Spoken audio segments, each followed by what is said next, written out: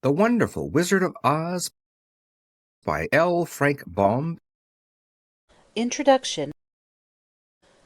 Folklore, legends, myths, and fairy tales have followed childhood through the ages, for every healthy youngster has a wholesome and instinctive love for stories fantastic, marvelous, and manifestly unreal.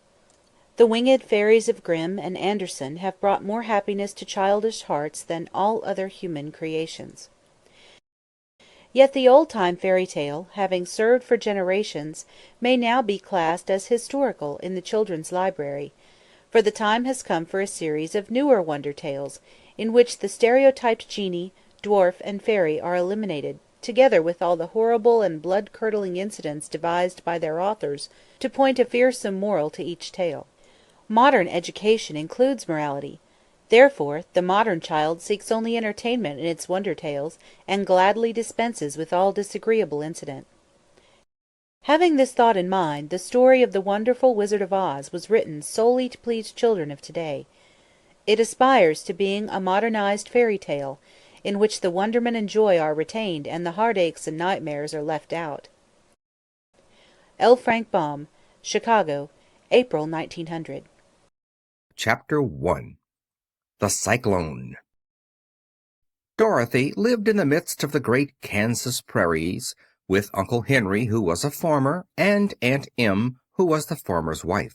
Their house was small, for the lumber to build it had to be carried by wagon many miles. There were 4 walls, a floor, and a roof, which made one room, and this room contained a rusty-looking cook-stove, a cupboard for the dishes, a table, 3 or 4 chairs, and the beds. Uncle Henry and Aunt Em had a big bed in one corner, and Dorothy a little bed in another corner. There was no garret at all, and no cellar, except a small hole dug in the ground called a cyclone cellar, where the family could go in case one of those great whirlwinds arose, mighty enough to crush any building in its path. It was reached by a trap-door in the middle of the floor, from which a ladder led down into the small dark hole. When Dorothy stood in the doorway and looked around, she could see nothing but the great gray prairie on every side. Not a tree nor a house broke the broad sweep of flat country that reached to the edge of the sky in all directions. The sun had baked the plowed land into a gray mass, with little cracks running through it. Even the grass was not green, for the sun had burned the tops of the long blades until they were the same gray color to be seen everywhere. Once the house had been painted, but the sun blistered the paint and the rains washed it away, and now the house was as dull and gray as everything else. When Aunt Em came there to live, she was a young, pretty wife. The sun and wind had changed her, too. They had taken the sparkle from her eyes and left them a somber gray. They had taken the red from her cheeks and lips, and they were gray also. She was thin and gaunt and never smiled now. When Dorothy, who was an orphan, first came to her, Aunt Em had been so startled by the child's laughter that she would scream and press her hand upon her heart whenever Dorothy's merry voice reached her ears, and she still looked at the little girl with wonder that she could find anything to laugh at. Uncle Henry never laughed. He worked hard from morning till night, and did not know what joy was. He was gray also, from his long beard to his rough boots, and he looked stern and solemn and rarely spoke. It was Toto that made Dorothy laugh, and saved her from growing as gray as her other surroundings. Toto was not gray. He was a little black dog, with long silky hair and small black eyes that twinkled merrily on either side of his funny wee nose. Toto played all day long, and Dorothy played with him and loved him dearly. Today, however, they were not playing. Uncle Henry sat upon the doorstep and looked anxiously at the sky, which was even grayer than usual. Dorothy stood in the door with Toto in her arms, and looked at the sky too. Aunt Em was washing the dishes. From the far north they heard a low wail of the wind, and Uncle Henry and Dorothy could see where the long grass bowed in waves before the coming storm. There now came a sharp whistling in the air from the south, and as they turned their eyes that way, they saw ripples in the grass coming from that direction also. Suddenly Uncle Henry stood up. "There's a cyclone coming in," he called to his wife. "I'll go look after the stock." Then he ran toward the sheds where the cows and horses were kept. Aunt Em dropped her work and came to the door. One glance told her of the danger close at hand. "Quick, Dorothy!" she screamed. "Run for the cellar!"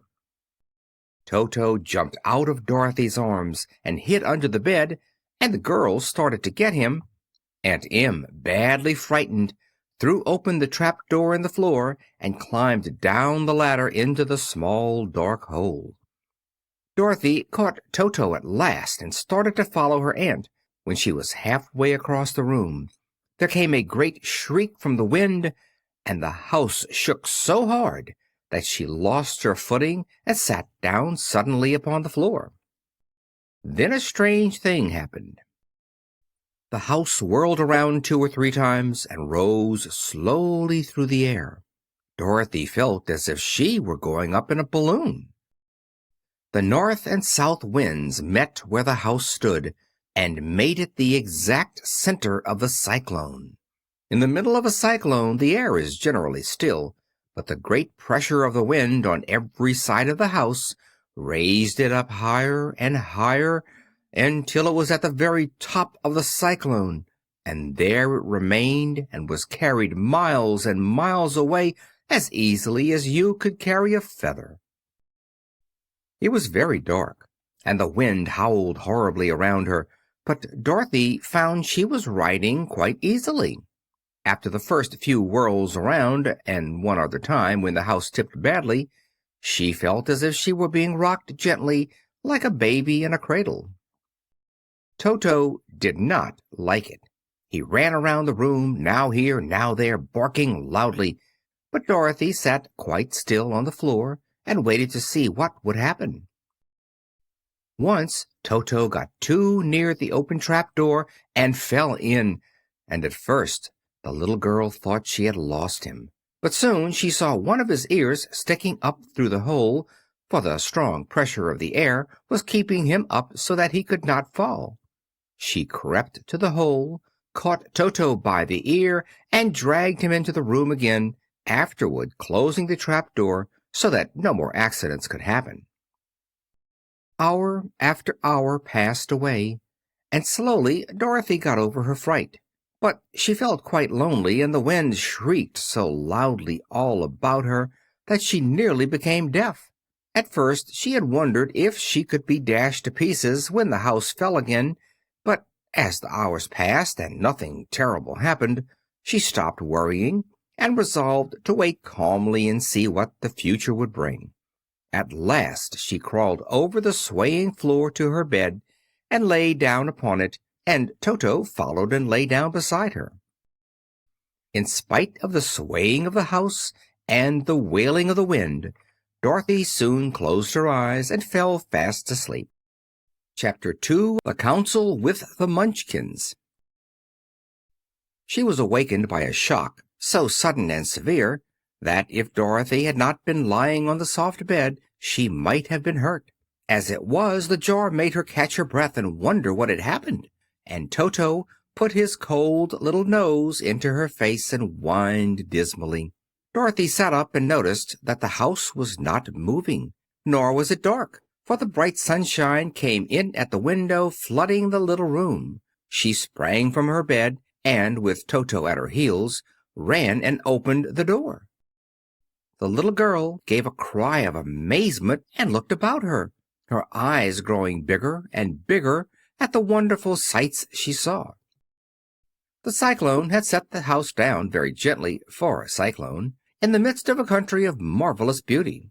There were lovely patches of greensward all about, with stately trees bearing rich and luscious fruits. Banks of gorgeous flowers were on every hand, and birds with rare and brilliant plumage sang and fluttered in the trees and bushes.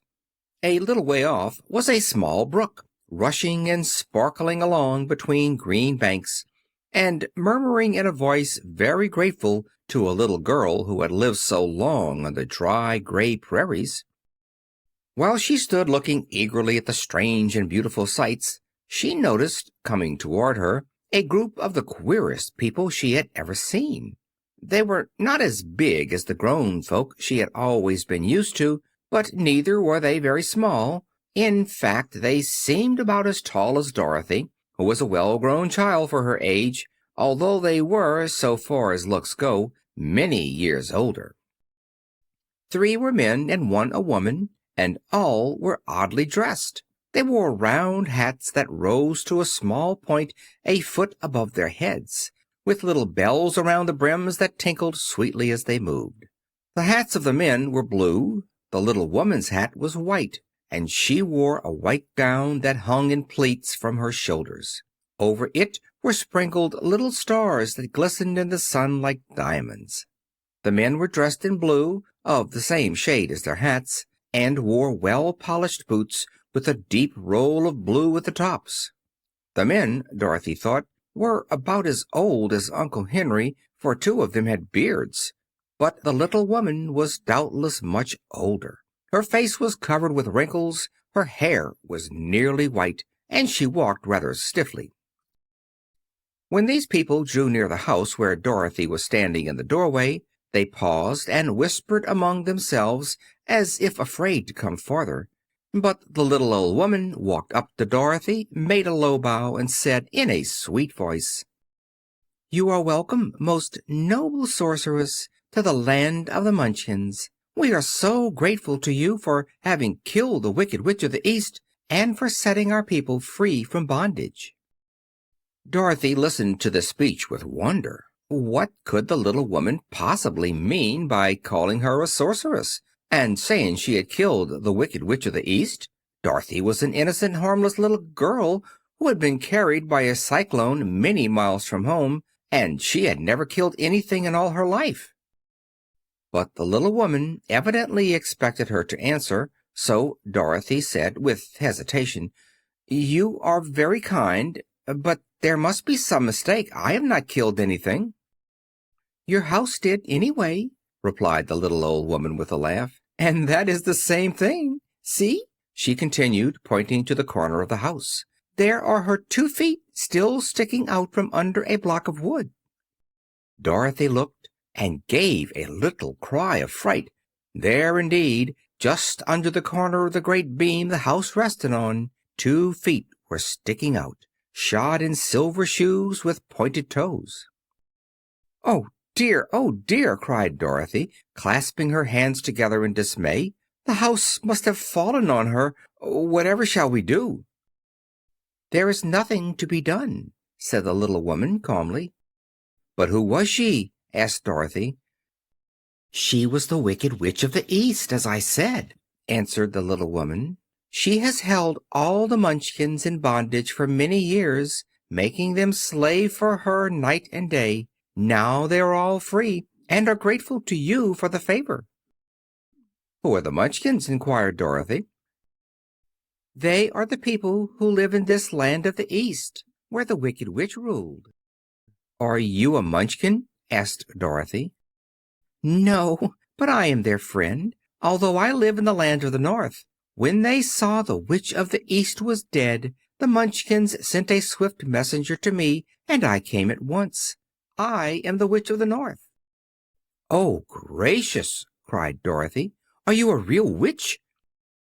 "Yes, indeed," answered the little woman. "But I am a good witch, and the people love me. I am not so powerful as the Wicked Witch was who ruled here, or I should have set the people free myself." "But I thought all witches were wicked," said the girl, who was half frightened at facing a real witch. "Oh, no, that is a great mistake. There were only 4 witches in all the land of Oz, and 2 of them, those who live in the North and the South, are good witches. I know this is true, for I am one of them myself, and cannot be mistaken. Those who dwelt in the East and the West were indeed wicked witches, but now that you have killed one of them, there is but one wicked witch in all the land of Oz. the one who lives in the west." "But," said Dorothy with a moment's thought, "Aunt Em has told me that the witches were all dead years and years ago." "Who is Aunt Em?" inquired the little old woman. "She is my aunt who lives in Kansas, where I come from." The Witch of the North seemed to think for a time, with her head bowed and her eyes upon the ground. Then she looked up and said, "I do not know where Kansas is, for I have never heard that country mentioned before. But tell me, is it a civilized country?" "Oh, yes," replied Dorothy. "Then that accounts for it. In the civilized countries, I believe there are no witches left, nor wizards, nor sorceresses, nor magicians. But you see, the land of Oz has never been civilized, for we are cut off from all the rest of the world. Therefore we still have witches and wizards amongst us." "Who are the wizards?" asked Dorothy. "Oz himself is the great wizard," answered the witch, sinking her voice to a whisper. "He is more powerful than all the rest of us together. He lives in the City of Emeralds." Dorothy was going to ask another question, but just then the Munchkins, who had been standing silently by, gave a loud shout and pointed to the corner of the house where the Wicked Witch had been lying. "What is it?" asked the little old woman, and looked and began to laugh. The feet of the dead witch had disappeared entirely, and nothing was left but the silver shoes. "She was so old," explained the Witch of the North, "that she dried up quickly in the sun. That is the end of her. But the silver shoes are yours, and you shall have them to wear." She reached down and picked up the shoes, and after shaking the dust out of them, handed them to Dorothy. "The Witch of the East was proud of those silver shoes," said one of the Munchkins, "and there is some charm connected with them, but what it is we never knew." Dorothy carried the shoes into the house and placed them on the table. Then she came out again to the Munchkins and said, "I am anxious to get back to my aunt and uncle, for I am sure they will worry about me. Can you help me find my way?" The Munchkins and the witch first looked at one another, and then at Dorothy, and then shook their heads. "At the east, not far from here," said one, "there is a great desert, and no one could live to cross it." "It is the same at the south," said another, "for I have been there and seen it. The south is the country of the Quadlings." "I am told," said the third man, "that it is the same at the west, and that country where the Winkies live is ruled by the Wicked Witch of the West, who would make you her slave if you passed her way." "The north is my home," said the old lady, "and at its edge is the same great desert that surrounds this land of Oz. I'm afraid, my dear, you will have to live with us." Dorothy began to sob at this, for she felt lonely among all these strange people. Her tears seemed to grieve the kind-hearted Munchkins, for they immediately took out their handkerchiefs and began to weep also. As for the little old woman, she took off her cap and balanced the point on the end of her nose while she counted 1, 2, 3 in a solemn voice. At once the cap changed to a slate on which was written in big white chalk marks, "Let Dorothy go to the City of Emeralds." The little old woman took the slate from her nose, and having read the words on it, asked, "Is your name Dorothy, my dear?" "Yes," answered the child, looking up and drying her tears. "Then you must go to the City of Emeralds. Perhaps Oz will help you." "Where is this city?" asked Dorothy. "It is exactly in the center of the country, and is ruled by Oz, the great wizard I told you of." "Is he a good man?" inquired the girl anxiously. "He is a good wizard. Whether he is a man or not, I cannot tell you, for I have never seen him." "How can I get there?" asked Dorothy. "You must walk. It is a long journey through a country that is sometimes pleasant and sometimes dark and terrible. However, I will use all the magic arts I know of to keep you from harm." "Won't you go with me?" pleaded the girl, who had begun to look upon the little old woman as her only friend. "No, I cannot do that," she replied, "but I will give you my kiss, and no one will dare injure a person who has been kissed by the Witch of the North." She came close to Dorothy and kissed her gently on the forehead. Where her lips touched the girl they left a round, shining mark, as Dorothy found out soon after. "The road to the City of Emeralds is paved with yellow brick," said the witch, "so you cannot miss it. When you get to Oz, do not be afraid of him, but tell your story and ask him to help you. Goodbye, my dear." The three Munchkins bowed low to her and wished her a pleasant journey, after which they walked away through the trees. The witch gave Dorothy a friendly little nod, whirled around on her left heel 3 times, and straightway disappeared, much to the surprise of little Toto, who barked after her loudly enough when she was gone, because he had been afraid even to growl while she stood by. But Dorothy, knowing her to be a witch, had expected her to disappear in just that way, and was not surprised in the least. Chapter 3. How Dorothy Saved the Scarecrow. When Dorothy was left alone, she began to feel hungry. So she went to the cupboard and cut herself some bread, which she spread with butter. She gave some to Toto, and, taking a pail from the shelf, she carried it down to the little brook and filled it with clear, sparkling water. Toto ran over to the trees and began to bark at the birds sitting there. Dorothy went to get him and saw such delicious fruit hanging from the branches that she gathered some of it, finding it just what she wanted to help out her breakfast. Then she went back to the house, and having helped herself and Toto to a good drink of cool, clear water, she set about making ready for the journey to the City of Emeralds. Dorothy had only one other dress, but that happened to be clean and was hanging on a peg beside her bed. It was gingham with checks of white and blue, and although the blue was somewhat faded with many washings, it was still a pretty frock.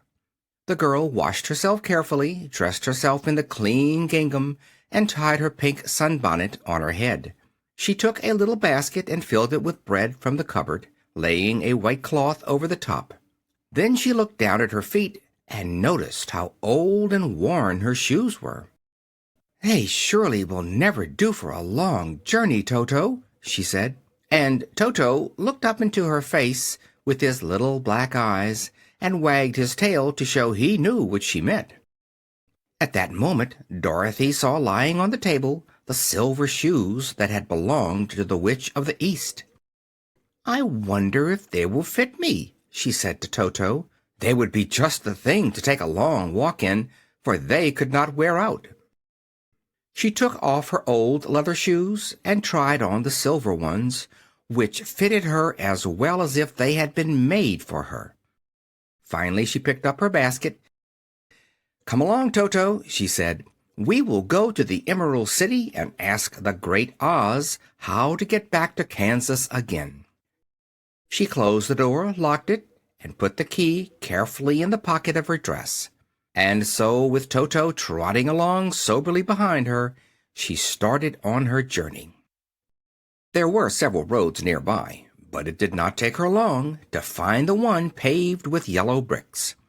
Within a short time she was walking briskly toward the Emerald City, her silver shoes tinkling merrily on the hard yellow roadbed. The sun shone bright and the birds sang sweetly, and Dorothy did not feel nearly so bad as you might think a little girl would who had been suddenly whisked away from her own country and set down in the midst of a strange land. She was surprised, as she walked along, to see how pretty the country was about her. There were neat fences at the sides of the road, painted a dainty blue color, and beyond them were fields of grain and vegetables in abundance. Evidently, the Munchkins were good farmers and able to raise large crops. Once in a while she would pass a house, and the people came out to look at her and bow low as she went by, for everyone knew she had been the means of destroying the wicked witch and setting them free from bondage. The houses of the Munchkins were odd-looking dwellings, for each was round, with a big dome for a roof. All were painted blue, for in this country of the East blue was the favorite color. Toward evening, when Dorothy was tired with her long walk and began to wonder where she might pass the night, she came to a house rather larger than the rest. On the green lawn before it many men and women were dancing. 5 little fiddlers played as loudly as possible, and the people were laughing and singing, while a big table nearby was loaded with delicious fruits and nuts, pies and cakes, and many other good things to eat. The people greeted Dorothy kindly and invited her to supper and to pass the night with them, for this was the home of one of the richest Munchkins in the land, and his friends were gathered with him to celebrate their freedom from the bondage of the Wicked Witch. Dorothy ate a hearty supper and was waited upon by the rich Munchkin himself, whose name was Buck. Then she sat upon a settee and watched the people dance. When Buck saw her silver shoes, he said, "You must be a great sorceress." "Why?" asked the girl. "Because you wear silver shoes and have killed the Wicked Witch. Besides, you have white in your frock, and only witches and sorceresses wear white." "My dress is blue and white checked," said Dorothy, smoothing out the wrinkles in it. "It is kind of you to wear that," said Buck. "Blue is the color of the Munchkins, and white is the witch color, so we know you are a friendly witch." Dorothy did not know what to say to this, for all the people seemed to think her a witch, and she knew very well she was only an ordinary little girl who had come by the chance of a cyclone into a strange land. When she had tired watching the dancing, Buck led her into the house, where he gave her a room with a pretty bed in it. The sheets were made of blue cloth, and Dorothy slept soundly in them till morning, with Toto curled up on the blue rug beside her. She ate a hearty breakfast and watched a wee Munchkin baby who played with Toto and pulled his tail and crowed and laughed in a way that greatly amused Dorothy. Toto was a fine curiosity to all the people, for they had never seen a dog before. "How far is it to the Emerald City?" the girl asked. "I do not know," answered Buck gravely, "for I have never been there. It is better for people to keep away from Oz, unless they have business with him. But it is a long way to the Emerald City, and it will take you many days. The country here is rich and pleasant, but you must pass through rough and dangerous places before you reach the end of your journey."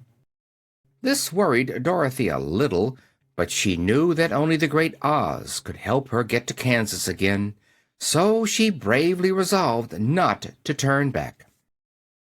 She bade her friends good-bye and again started along the road of yellow brick. When she had gone several miles, she thought she would stop to rest, and so climbed to the top of the fence beside the road and sat down. There was a great cornfield beyond the fence, and not far away she saw a scarecrow placed high on a pole to keep the birds from the ripe corn. Dorothy leaned her chin upon her hand and gazed thoughtfully at the scarecrow. Its head was a small sack stuffed with straw, with eyes, nose, and mouth painted on it to represent a face. An old pointed blue hat that had belonged to some Munchkin was perched on his head, and the rest of the figure was a blue suit of clothes, worn and faded, which had also been stuffed with straw. On the feet were some old boots with blue tops, such as every man wore in this country, and the figure was raised above the stalks of corn by means of the pole stuck up its back. While Dorothy was looking earnestly into the queer painted face of the Scarecrow, she was surprised to see one of the eyes slowly wink at her. She thought she must have been mistaken at first, for none of the scarecrows in Kansas ever wink, but presently the figure nodded its head to her in a friendly way. Then she climbed down from the fence and walked up to it, while Toto ran around the pole and barked. "Good day," said the Scarecrow in a rather husky voice. "Did you speak?" asked the girl in wonder. "Certainly," answered the Scarecrow. "How do you do?" I'm pretty well, thank you, replied Dorothy politely. How do you do? I'm not feeling well, said the Scarecrow with a smile, for it is very tedious being perched up here night and day to scare away crows. Can't you get down? Asked Dorothy. No, for this pole is stuck up my back. If you will please take away the pole, I shall be greatly obliged to you. Dorothy reached up both arms and lifted the figure off the pole, for being stuffed with straw it was quite light. Thank you very much, said the Scarecrow, when he had been set down on the ground. I feel like a new man. Dorothy was puzzled at this, for it sounded queer to hear a stuffed man speak and to see him bow and walk along beside her. Who are you? Asked the Scarecrow, when he had stretched himself and yawned, and where are you going? My name is Dorothy, said the girl, and I am going to the Emerald City to ask the Great Oz to send me back to Kansas. Where is the Emerald City? He inquired, and who is Oz? Why, don't you know? She returned in surprise. No, indeed. I don't know anything. You see, I am stuffed, so I have no brains at all, he answered sadly. Oh, said Dorothy, I'm awfully sorry for you. Do you think, he asked, if I go to the Emerald City with you, that Oz would give me some brains? I cannot tell, she returned, but you may come with me if you like. If Oz will not give you any brains, you will be no worse off than you are now. That is true, said the Scarecrow.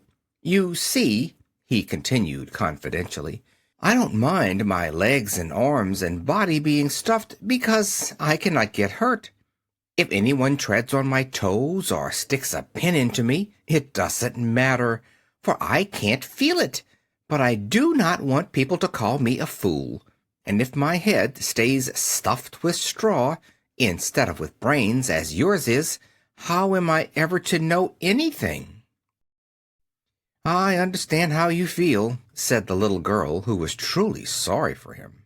If you will come with me, I'll ask Oz to do all he can for you.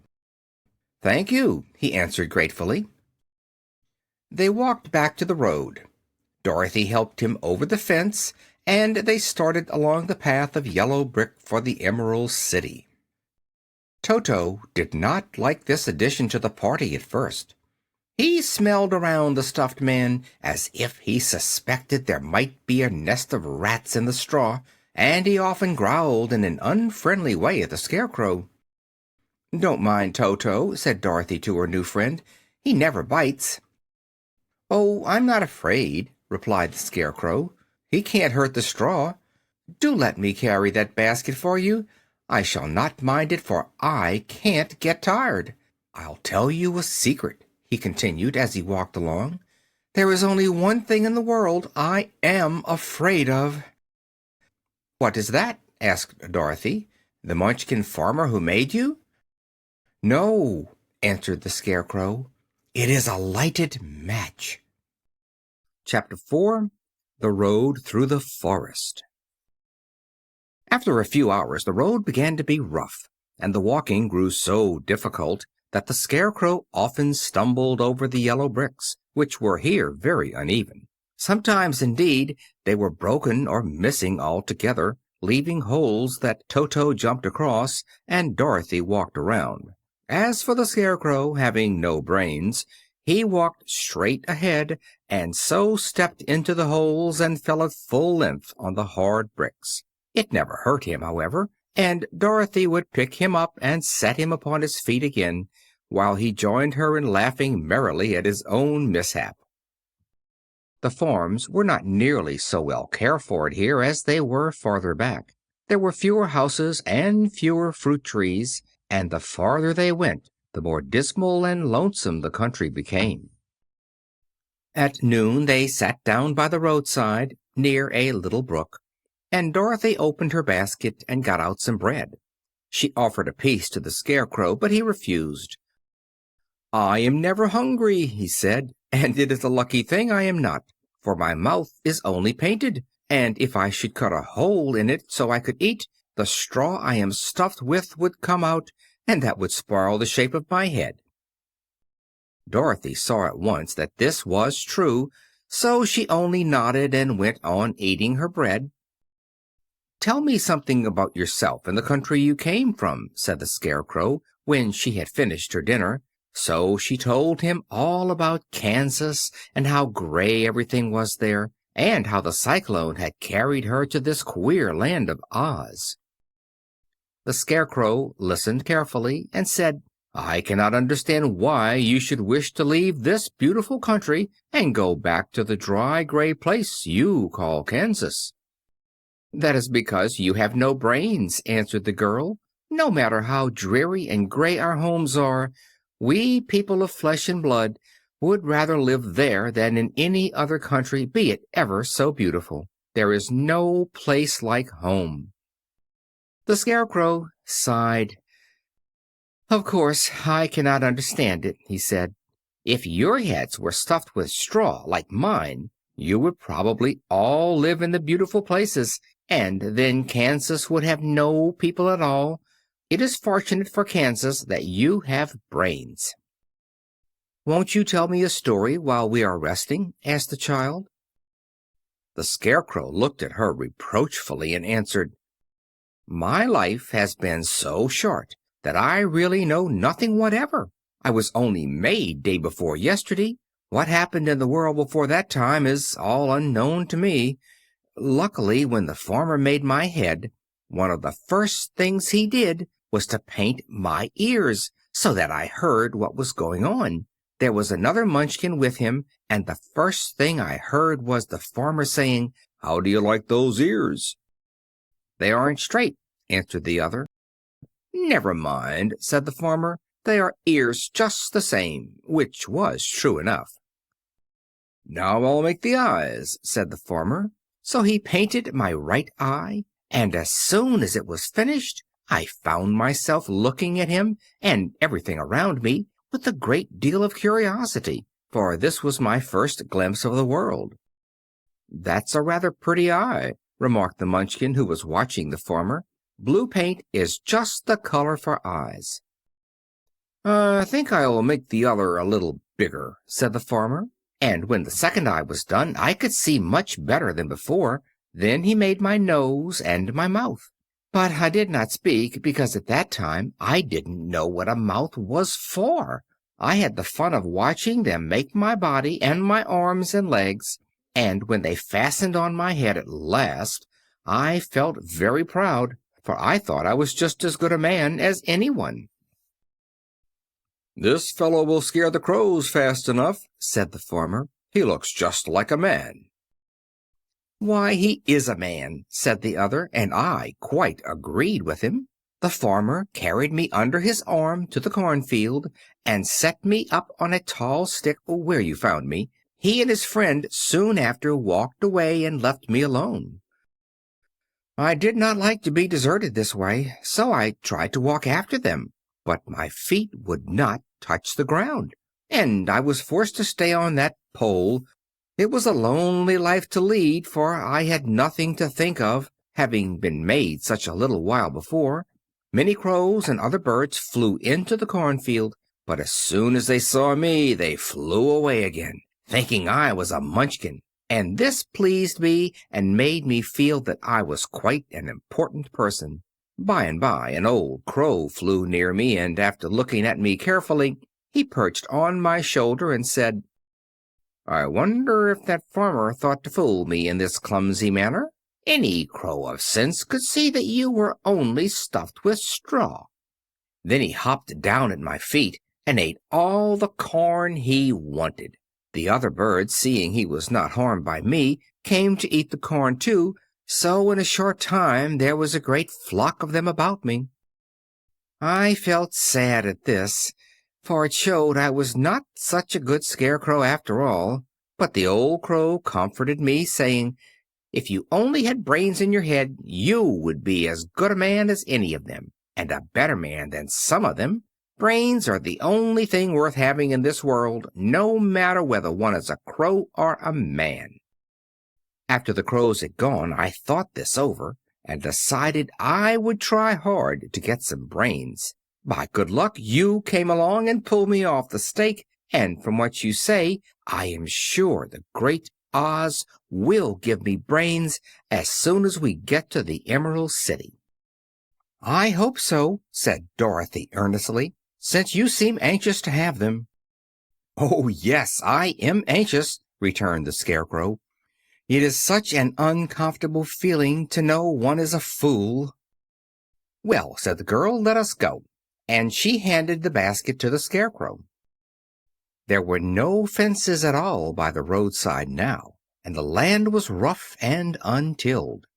Toward evening they came to a great forest, where the trees grew so big and close together that their branches met over the road of yellow brick. It was almost dark under the trees, for the branches shut out the daylight, but the travelers did not stop and went on into the forest. "If this road goes in, it must come out," said the Scarecrow, "and as the Emerald City is at the other end of the road, we must go wherever it leads us." "Anyone would know that," said Dorothy. "Certainly, that is why I know it," returned the Scarecrow. "If it required brains to figure it out, I never should have said it." After an hour or so the light faded away, and they found themselves stumbling along in the darkness. Dorothy could not see at all, but Toto could, for some dogs see very well in the dark, and the Scarecrow declared he could see as well as by day. So she took hold of his arm and managed to get along fairly well. "If you see any house or any place where we can pass the night," she said, "you must tell me, for it is very uncomfortable walking in the dark." Soon after, the Scarecrow stopped. "I see a little cottage at the right of us," he said, "built of logs and branches. Shall we go there?" "Yes, indeed," answered the child. "I am all tired out." So the Scarecrow led her through the trees until they reached the cottage, and Dorothy entered and found a bed of dried leaves in one corner. She lay down at once, and with Toto beside her soon fell into a sound sleep. The Scarecrow, who was never tired, stood up in another corner and waited patiently until morning came. Chapter 5. The Rescue of the Tin Woodman. When Dorothy awoke, the sun was shining through the trees, and Toto had long been out chasing birds around him and squirrels. She sat up and looked around her, Scarecrow still standing patiently in his corner, waiting for her. "We must go and search for water," she said to him. "Why do you want water?" he asked. "To wash my face clean after the dust of the road, and to drink, so the dry bread will not stick in my throat." "It must be inconvenient to be made of flesh," said the Scarecrow thoughtfully, "for you must sleep and eat and drink. However, you have brains, and it is worth a lot of bother to be able to think properly." They left the cottage and walked through the trees until they found a little spring of clear water, where Dorothy drank and bathed and ate her breakfast. She saw there was not much bread left in the basket, and the girl was thankful the Scarecrow did not have to eat anything, for there was scarcely enough for herself and Toto for the day. When she had finished her meal and was about to go back to the road of yellow brick, she was startled to hear a deep groan nearby. "What was that?" she asked timidly. "I cannot imagine," replied the Scarecrow, "but we can go and see." Just then another groan reached their ears, and the sound seemed to come from behind them. They turned and walked through the forest a few steps, when Dorothy discovered something shining in a ray of sunshine that fell between the trees. She ran to the place and then stopped short with a little cry of surprise. One of the big trees had been partly chopped through, and standing beside it, with an uplifted axe in his hands, was a man made entirely of tin. His head and arms and legs were jointed upon his body, but he stood perfectly motionless, as if he could not stir at all. Dorothy looked at him in amazement, and so did the Scarecrow, while Toto barked sharply and made a snap at the tin legs, which hurt his teeth. "Did you groan?" asked Dorothy. "Yes," answered the Tin Man, "I did. I've been groaning for more than a year, and no one has ever heard me before or come to help me." "What can I do for you?" she inquired softly, for she was moved by the sad voice in which the man spoke. "Get an oil can and oil my joints," he answered. "They are rusted so badly that I cannot move them at all. If I am well oiled I shall soon be all right again. You will find an oil can on a shelf in my cottage." Dorothy at once ran back to the cottage and found the oil can, and then she returned and asked anxiously, "Where are your joints?" "Oil my neck first," replied the Tin Woodman. So she oiled it, and as it was quite badly rusted, the Scarecrow took hold of the tin head and moved it gently from side to side until it worked freely, and then the man could turn it himself. "Now oil the joints in my arms," he said, and Dorothy oiled them, and the Scarecrow bent them carefully until they were quite free from rust and as good as new. The Tin Woodman gave a sigh of satisfaction and lowered his axe, which he leaned against the tree. "Ah, that is a great comfort," he said. "I have been holding that axe in the air ever since I rusted, and I'm glad to be able to put it down at last. Now, if you will oil the joints of my legs, I shall be all right once more." So they oiled his legs until he could move them freely, and he thanked them again and again for his release, for he seemed a very polite creature and very grateful. "I might have stood there always if you had not come along," he said.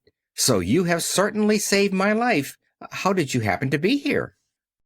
"We are on our way to the Emerald City to see the great Oz," she answered, "and we stopped at your cottage to pass the night." "Why do you wish to see Oz?" he asked. "I want him to send me back to Kansas, and the Scarecrow wants him to put a few brains into his head," she replied. The Tin Woodman appeared to think deeply for a moment. Then he said, "Do you suppose Oz could give me a heart?" "Why, I guess so," Dorothy answered. "It would be as easy as to give the Scarecrow brains."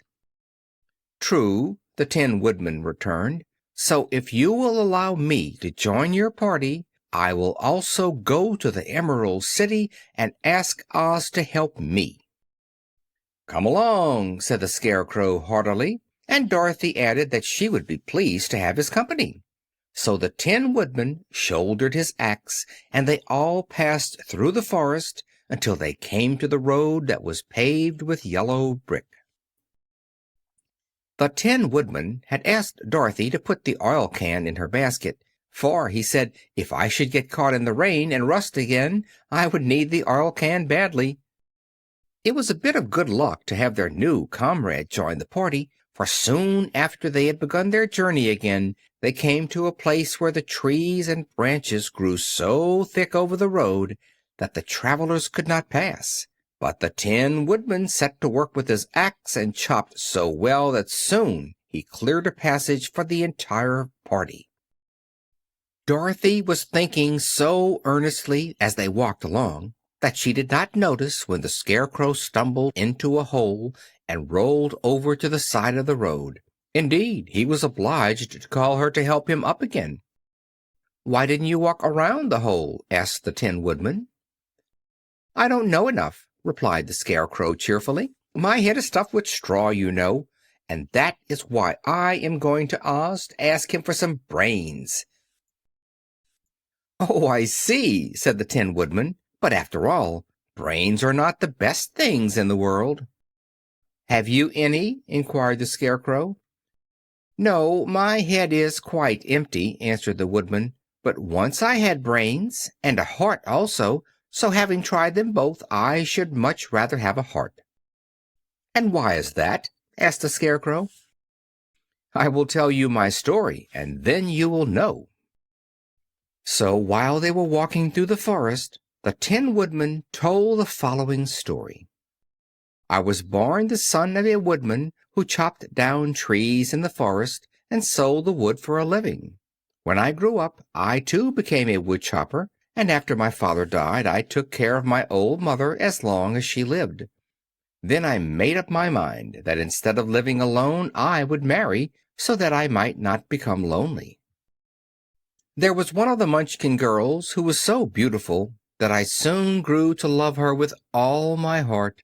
She, on her part, promised to marry me as soon as I could earn enough money to build a better house for her. So I set to work harder than ever.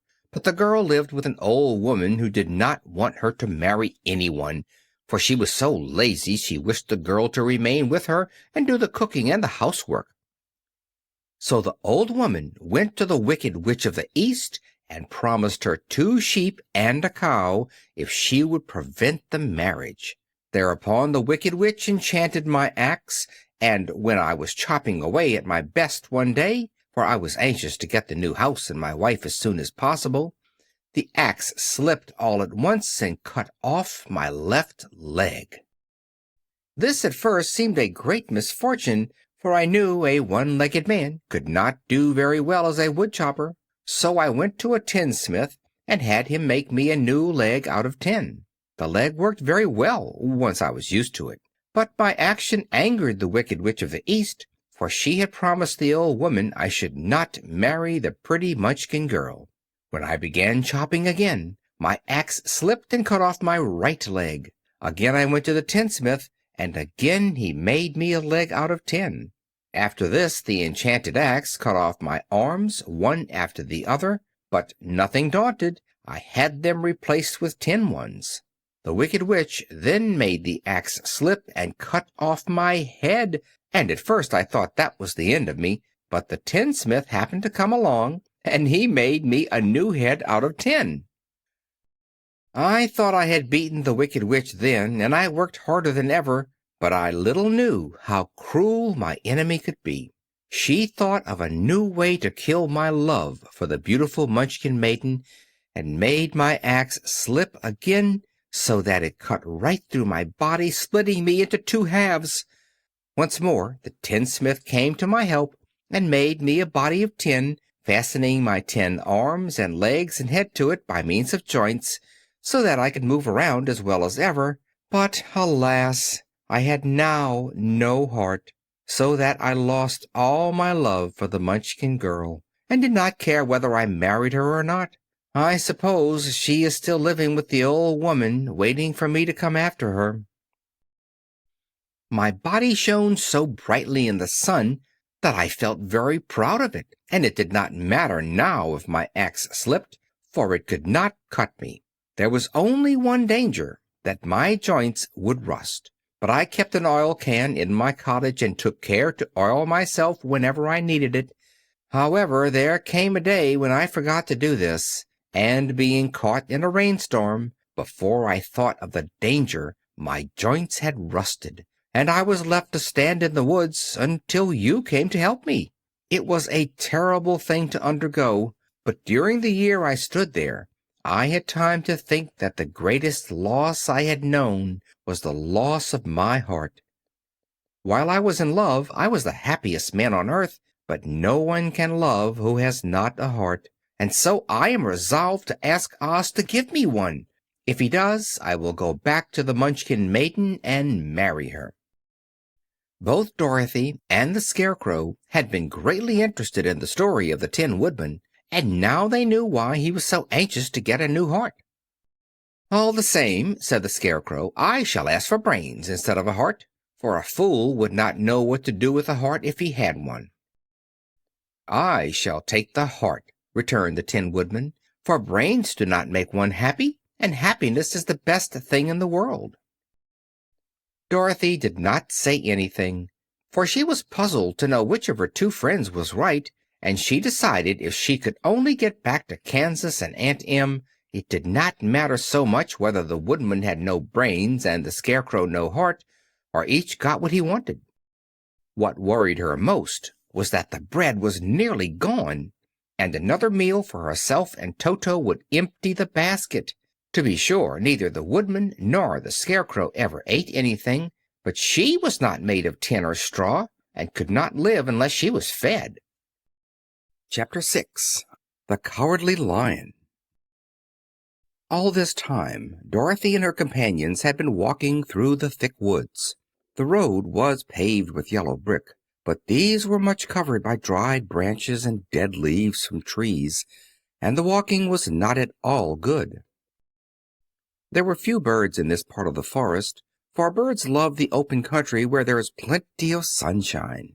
But now and then there came a deep growl from some wild animal hidden among the trees.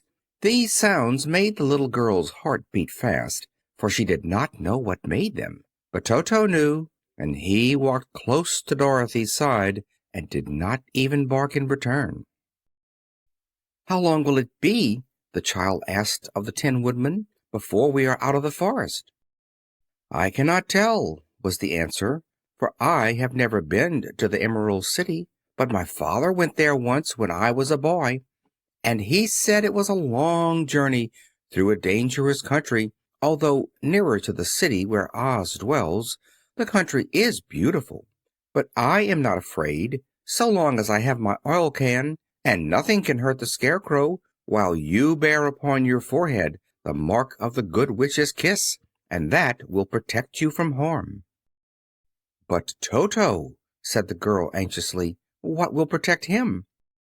"We must protect him ourselves if he is in danger," replied the Tin Woodman.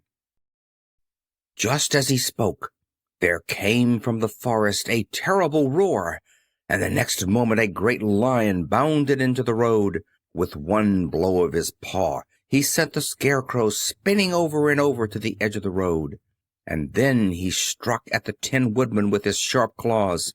But to the lion's surprise he could make no impression on the tin, although the Woodman fell over in the road and lay still. Little Toto, now that he had an enemy to face, ran barking toward the lion, and the great beast had opened his mouth to bite the dog, when Dorothy, fearing Toto would be killed, and heedless of danger, rushed forward and slapped the lion upon his nose as hard as she could, while she cried out, "Don't you dare bite Toto! You ought to be ashamed of yourself, a big beast like you to bite a poor little dog." "I didn't bite him," said the lion, as he rubbed his nose with his paw where Dorothy had hit it. "No, but you tried to," she retorted. "You are nothing but a big coward." "I know it," said the lion, hanging his head in shame. "I've always known it, but how can I help it?" "I don't know, I'm sure. To think of you striking a stuffed man like the poor Scarecrow." "Is he stuffed?" asked the lion in surprise, as he watched her pick up the Scarecrow and set him upon his feet while she patted him into shape again. "Of course he's stuffed," replied Dorothy, who was still angry. "That's why he went over so easily," remarked the lion. "It astonished me to see him whirl around so. Is the other one stuffed also?" "No," said Dorothy, "he's made of tin." And she helped the Woodman up again. "That's why he nearly blunted my claws," said the lion. "When they scratched against the tin, it made a cold shiver run down my back. What is that little animal you are so tender of?" "He is my dog, Toto," answered Dorothy. "Is he made of tin or stuffed?" asked the lion. "Neither. He's a meat dog," said the girl. "Oh, he's a curious animal, and seems remarkably small now that I look at him. No one would think of biting such a little thing, except a coward like me," continued the lion sadly. "What makes you a coward?" asked Dorothy, looking at the great beast in wonder, for he was as big as a small horse. "It's a mystery," replied the lion. "I suppose I was born that way. All the other animals in the forest naturally expect me to be brave, for the lion is everywhere thought to be the king of beasts, I learned that if I roared very loudly, every living thing was frightened and got out of my way. Whenever I've met a man, I've been awfully scared, but I just roared at him and he has always run away as fast as he could go. If the elephants and the tigers and the bears have ever tried to fight me, I should have run myself. I'm such a coward. But just as soon as they hear me roar, they all try to get away from me, and of course I let them go. But that isn't right. The king of beasts shouldn't be a coward, said the Scarecrow. I know it, returned the Lion, wiping a tear from his eye with the tip of his tail. It is my great sorrow, and makes my life very unhappy. But whenever there is danger, my heart begins to beat fast. Perhaps you have a heart disease, said the Tin Woodman. It may be, said the Lion. If you have, continued the Tin Woodman, you ought to be glad, for it proves you have a heart. For my part, I have no heart, so I cannot have heart disease. Perhaps, said the Lion thoughtfully, if I had no heart, I should not be a coward. Have you brains? Asked the Scarecrow. I suppose so. I've never looked to see, replied the Lion. I am going to the Great Oz to ask him to give me some, remarked the Scarecrow, for my head is stuffed with straw. And I am going to ask him to give me a heart, said the Woodman. And I am going to ask him to send Toto and me back to Kansas, added Dorothy. Do you think Oz could give me courage? Asked the Cowardly Lion. Just as easily as he could give me brains, said the Scarecrow. Or give me a heart, said the Tin Woodman. Or send me back to Kansas, said Dorothy. Then if you don't mind, I'll go with you, said the Lion, for my life is simply unbearable without a bit of courage.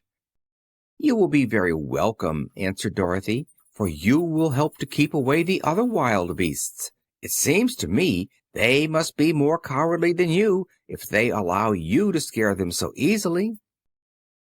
They really are, said the Lion, but that doesn't make me any braver, and as long as I know myself to be a coward, I shall be unhappy. So once more the little company set off upon the journey, the Lion walking with stately strides at Dorothy's side. Toto did not approve this new comrade at first, for he could not forget how nearly he had been crushed between the Lion's great jaws. But after a time he became more at ease, and presently Toto and the Cowardly Lion had grown to be good friends. During the rest of that day there was no other adventure to mar the peace of their journey. Once, indeed, the Tin Woodman stepped upon a beetle that was crawling along the road, and killed the poor little thing. This made the Tin Woodman very unhappy, for he was always careful not to hurt any living creature, and as he walked along he wept several tears of sorrow and regret. These tears ran slowly down his face and over the hinges of his jaw, and there they rusted. When Dorothy presented him a question, the Tin Woodman could not open his mouth, for his jaws were tightly rusted together. He became greatly frightened at this, and made many motions to Dorothy to relieve him, but she could not understand. The Lion was also puzzled to know what was wrong, but the Scarecrow seized the oil can from Dorothy's basket and oiled the Woodman's jaws, so that after a few moments he could talk as well as before. "This will serve me a lesson," said he, "to look where I step, for if I should kill another bug or beetle, I should surely cry again, and crying rusts my jaws so that I cannot speak." Thereafter he walked very carefully with his eyes on the road, and when he saw a tiny ant toiling by, he would step over it so as not to harm it. The Tin Woodman knew very well he had no heart, and therefore he took great care never to be cruel or unkind to anything. "You people with hearts," he said, "have something to guide you, and need never do wrong. But I have no heart, and so I must be very careful. When Oz gives me a heart, of course, I needn't mind so much." Chapter 7. The Journey to the Great Oz. They were obliged to camp out that night under a large tree in the forest, for there were no houses near. The tree made a good thick covering to protect them from the dew, and the Tin Woodman chopped a great pile of wood with his axe, and Dorothy built a splendid fire that warmed her and made her feel less lonely. She and Toto ate the last of their bread, and now she did not know what they would do for breakfast. "If you wish," said the Lion, "I will go into the forest and kill a deer for you. You can roast it by the fire, since your tastes are so peculiar that you prefer cooked food, and then you will have a very good breakfast." "Don't, please don't," begged the Tin Woodman. "I should certainly weep if you killed a poor deer, and then my jaws would rust again." But the Lion went away into the forest and found his own supper, and no one ever knew what it was, for he didn't mention it. And the Scarecrow found a tree full of nuts and filled Dorothy's basket with them, so that she would not be hungry for a long time. She thought this was very kind and thoughtful of the Scarecrow, but she laughed heartily at the awkward way in which the poor creature picked up the nuts. His padded hands were so clumsy, and the nuts were so small, that he dropped almost as many as he put in the basket. But the Scarecrow did not mind how long it took him to fill the basket, for it enabled him to keep away from the fire, as he feared a spark might get into his straw and burn him up. So he kept a good distance away from the flames, and only came near to cover Dorothy with dry leaves when she lay down to sleep. These kept her very snug and warm, and she slept soundly until morning. When it was daylight, the girl bathed her face in a little rippling brook, and soon after they all started toward the Emerald City. This was to be an eventful day for the travelers. They had hardly been walking an hour when they saw before them a great ditch that crossed the road and divided the forest as far as they could see on either side. It was a very wide ditch, and when they crept up to the edge and looked into it, they could see it was also very deep, and there were many big jagged rocks at the bottom. The sides were so steep that none of them could climb down, and for a moment it seemed that their journey must end. "What shall we do?" asked Dorothy despairingly. "I haven't the faintest idea," said the Tin Woodman, and the Lion shook his shaggy mane and looked thoughtful. But the Scarecrow said, "We cannot fly, that is certain. Neither can we climb down into this great ditch. Therefore, if we cannot jump over it, we must stop where we are."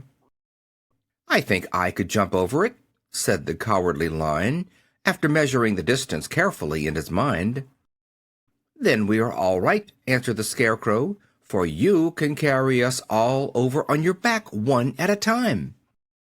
"Well, I'll try it," said the Lion. "Who will go first?" "I will," declared the Scarecrow, "for if you found that you could not jump over the gulf, Dorothy would be killed or the Tin Woodman badly dented on the rocks below. But if I am on your back, it will not matter so much, for the fall would not hurt me at all." "I am terribly afraid of falling myself," said the Cowardly Lion, "but I suppose there is nothing to do but try it. So get on my back, and we will make the attempt." The Scarecrow sat upon the Lion's back, and the big beast walked to the edge of the gulf and crouched down. "Why don't you run and jump?" asked the Scarecrow. "Because that isn't the way we lions do things," he replied.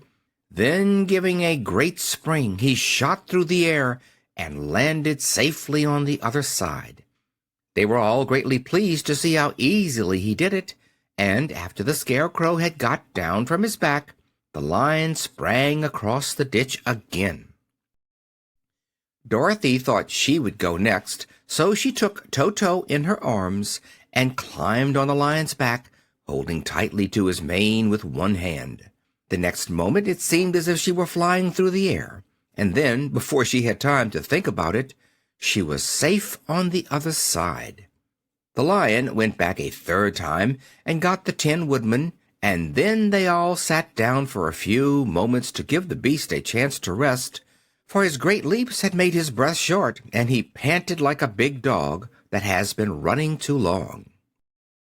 They found the forest very thick on this side, and it looked dark and gloomy.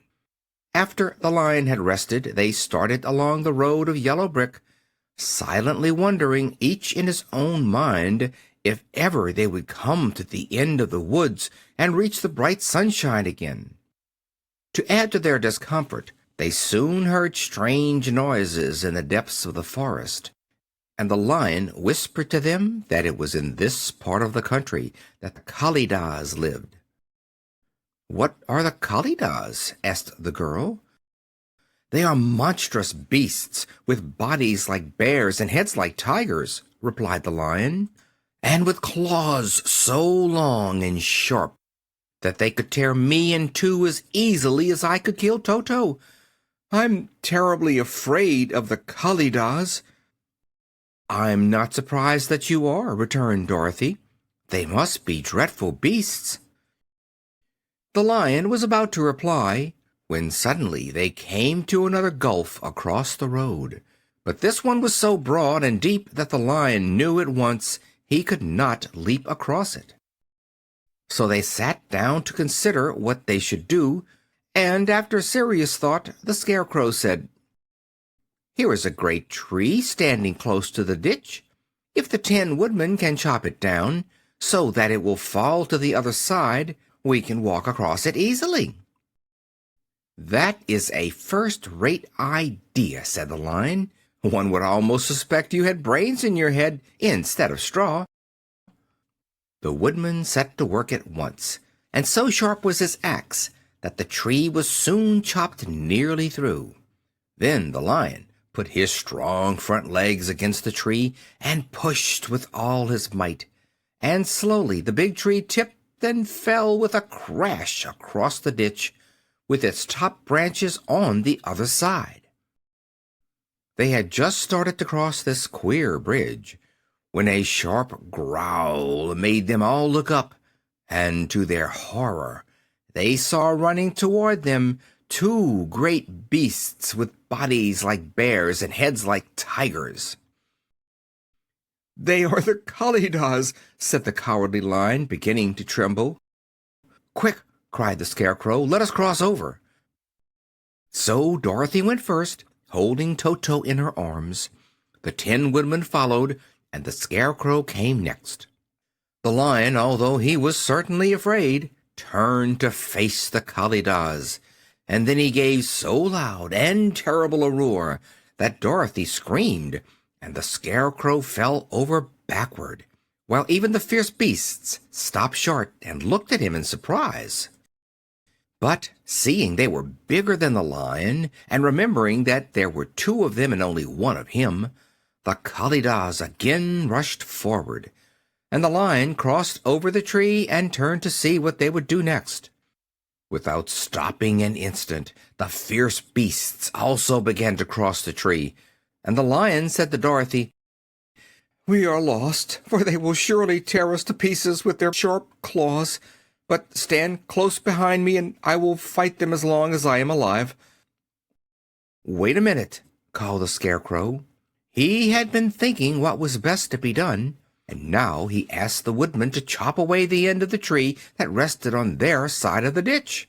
The Tin Woodman began to use his axe at once, and just as the two Kalidahs were nearly across, the tree fell with a crash into the gulf, carrying the ugly, snarling brutes with it, and both were dashed to pieces on the sharp rocks at the bottom.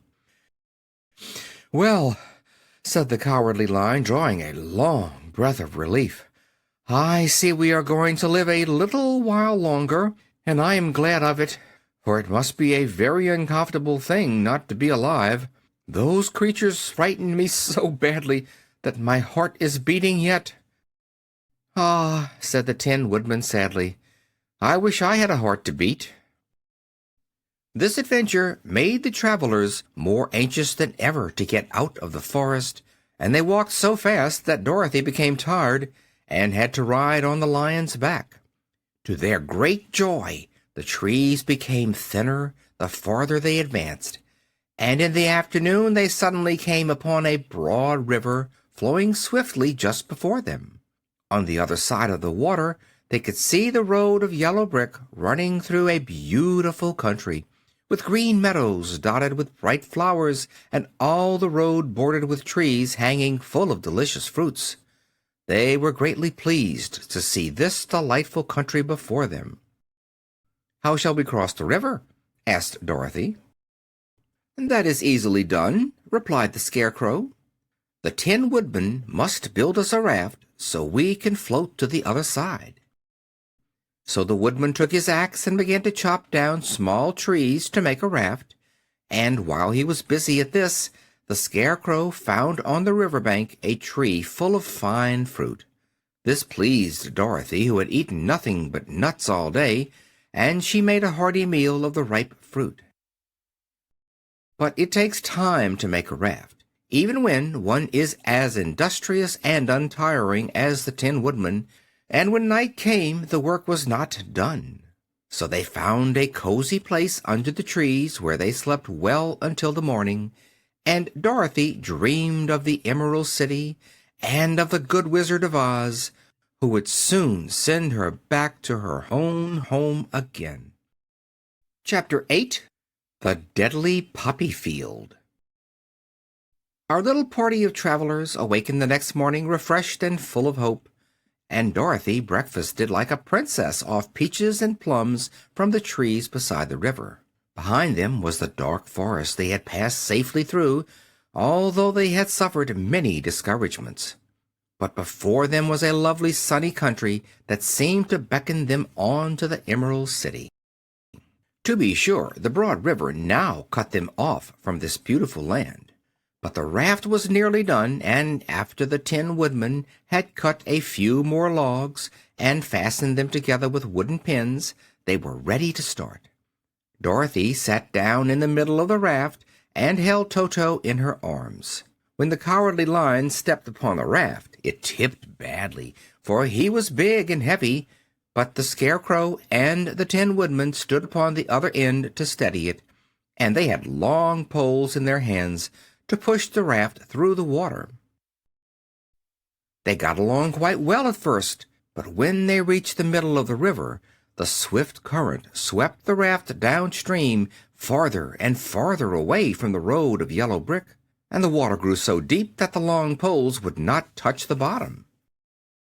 "This is bad," said the Tin Woodman, "for if we cannot get to the land we shall be carried into the country of the Wicked Witch of the West, and she will enchant us and make us her slaves." "And then I should get no brains," said the Scarecrow. "And I should get no courage," said the Cowardly Lion. "And I should get no heart," said the Tin Woodman. "And I should never get back to Kansas," said Dorothy. "We must certainly get to the Emerald City if we can," the Scarecrow continued, and he pushed so hard on his long pole that it stuck fast in the mud at the bottom of the river. Then, before he could pull it out again or let go, the raft was swept away, and the poor Scarecrow left clinging to the pole in the middle of the river. "Goodbye," he called after them, and they were very sorry to leave him. Indeed, the Tin Woodman began to cry, but fortunately remembered that he might rust, and so dried his tears on Dorothy's apron. Of course, this was a bad thing for the Scarecrow. "I am now worse off than when I first met Dorothy," he thought. "Then I was stuck on a pole in a cornfield, where I could make believe scare the crows at any rate. But surely there is no use for a Scarecrow stuck on a pole in the middle of a river. I am afraid I shall never have any brains after all." Down the stream the raft floated, and the poor Scarecrow was left far behind. Then the Lion said, "Something must be done to save us. I think I can swim to the shore and pull the raft after me if you will only hold fast to the tip of my tail." So he sprang into the water, and the Tin Woodman caught fast hold of his tail. Then the lion began to swim with all his might toward the shore. It was hard work, although he was so big, but by and by they were drawn out of the current, and then Dorothy took the Tin Woodman's long pole and helped push the raft to the land. They were all tired out when they reached the shore at last, and stepped off upon the pretty green grass, and they also knew that the stream had carried them a long way past the road of yellow brick that led to the Emerald City. "What shall we do now?" asked the Tin Woodman, as the lion lay down on the grass to let the sun dry him. "We must get back to the road in some way," said Dorothy. "The best plan will be to walk along the river bank until we come to the road again," remarked the lion. So when they were rested, Dorothy picked up her basket, and they started along the grassy bank to the road from which the river had carried them. It was a lovely country, with plenty of flowers and fruit trees and sunshine to cheer them, and had they not felt so sorry for the poor Scarecrow, they could have been very happy. They walked along as fast as they could, Dorothy only stopping once to pick a beautiful flower, and after a time the Tin Woodman cried out, "Look!" Then they all looked at the river and saw the Scarecrow perched upon his pole in the middle of the water, looking very lonely and sad. "What can we do to save him?" asked Dorothy. The lion and the woodman both shook their heads, for they did not know, so they sat down upon the bank and gazed wistfully at the Scarecrow until a stork flew by, who, upon seeing them, stopped to rest at the water's edge. "Who are you, and where are you going?" asked the stork. "I am Dorothy," answered the girl, "and these are my friends, the Tin Woodman and the Cowardly Lion, and we are going to the Emerald City." "This isn't the road," said the stork, as she twisted her long neck and looked sharply at the queer party. "I know it," returned Dorothy, "but we have lost the Scarecrow and are wondering how we shall get him again." "Where is he?" asked the stork. "Over there, in the river," answered the little girl. "If he wasn't so big and heavy, I would get him for you," remarked the stork. "He isn't heavy a bit," said Dorothy eagerly, "for he is stuffed with straw. And if you will bring him back to us, we shall thank you ever and ever so much." "Well, I'll try," said the stork, "but if I find he is too heavy to carry, I shall have to drop him in the river again." So the big bird flew into the air and over the water till she came to where the Scarecrow was perched upon his pole. Then the stork, with her great claws, grabbed the Scarecrow by the arm and carried him up into the air and back to the bank, where Dorothy and the lion and the Tin Woodman and Toto were sitting. When the Scarecrow found himself among his friends again, he was so happy that he hugged them all, even the lion and Toto. And as they walked along, he sang "Toderi-o-do" at every step. He felt so gay. "I was afraid I should have to stay in that river forever," he said, "but the kind stork saved me, and if I ever get any brains, I shall find the stork again and do her some kindness in return." "That's all right," said the stork, who was flying along beside them. "I always like to help anyone in trouble, but I must go now, for my babies are waiting in the nest for me. I hope you will find the Emerald City and that Oz will help you." "Thank you," replied Dorothy, and then the kind stork flew into the air and was soon out of sight. They walked along, listening to the singing of the brightly colored birds, and looking at the lovely flowers, which now became so thick that the ground was carpeted with them.